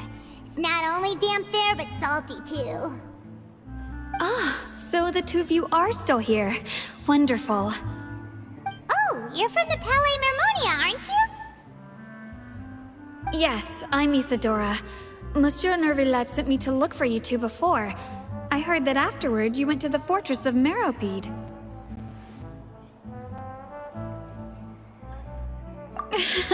Not at all. I'm well aware that you're friends of his. Actually, I'm here to pass along a message from him. Yes, inside the Opera House. The Maréchaussée Phantom has declared the incident a small-scale riot. A riot? Well, that said, I don't personally think it was that serious. Lady Farina was watching a performance at the Opera House, and while she was resting during an intermission, some other audience members suddenly started harassing her, loudly accusing her of doing nothing about the prophecy crisis. And before she could respond, others started to join in. The crowd continued to grow, and protests against the Hydro Archon started to break out. So people have started to put the blame on Farina. Guess they finally found an outlet for the pressure they've been under due to the prophecy. I agree. People will naturally rely on gods, as is customary. But the moment people feel threatened, gods are also the first to be blamed. So what happened after that? Is Farina okay? Seeing that the situation was spiraling out of control and that further argument was pointless, she claimed that she'd gotten tired of this and left in a hurry. The Maréchaussée Phantom had their hands full maintaining order and did not catch where Lady Farina had gone. Only when things had stabilized did we realize that she had gone missing. So, you mean she's still missing? That's right. The Maréchaussée has dispatched many people to search for her. But we don't have... That said, I don't think there's much to worry about. She is a god, after all. Even if she were to fall into the hands of rioters, what could ordinary people do to her? Good. Monsieur Nervillet sent me to tell you about the situation, but he didn't say anything else. Don't worry, this is more than enough to go on. Thanks for keeping us informed. Ah, is that so? Well, all right then. In that case, you two take care. Up. Well, sounds like we should hurry over to Puassone then. If we know Farina, she won't try to fix things in this situation. Instead, she'll look for a place to wait out the heat. And, as we also know, she may be loud and dramatic, but she doesn't have a heart of stone. When Nervillet was talking to her in the Palais Mermonia, and she heard about Puassone, she couldn't hide her sadness and remorse. It would be hard for her to ignore being accused by the public today. Paimon thinks Farina's probably taken the opportunity to slip away to Puassone and try to relieve the sense of guilt that she's feeling. Huh. Well, what do you think? Paimon knows the answer, of course, but Paimon can do the analysis to back it up, too. Cool, huh? In that case, there's not a moment to lose. Puassone, here we come!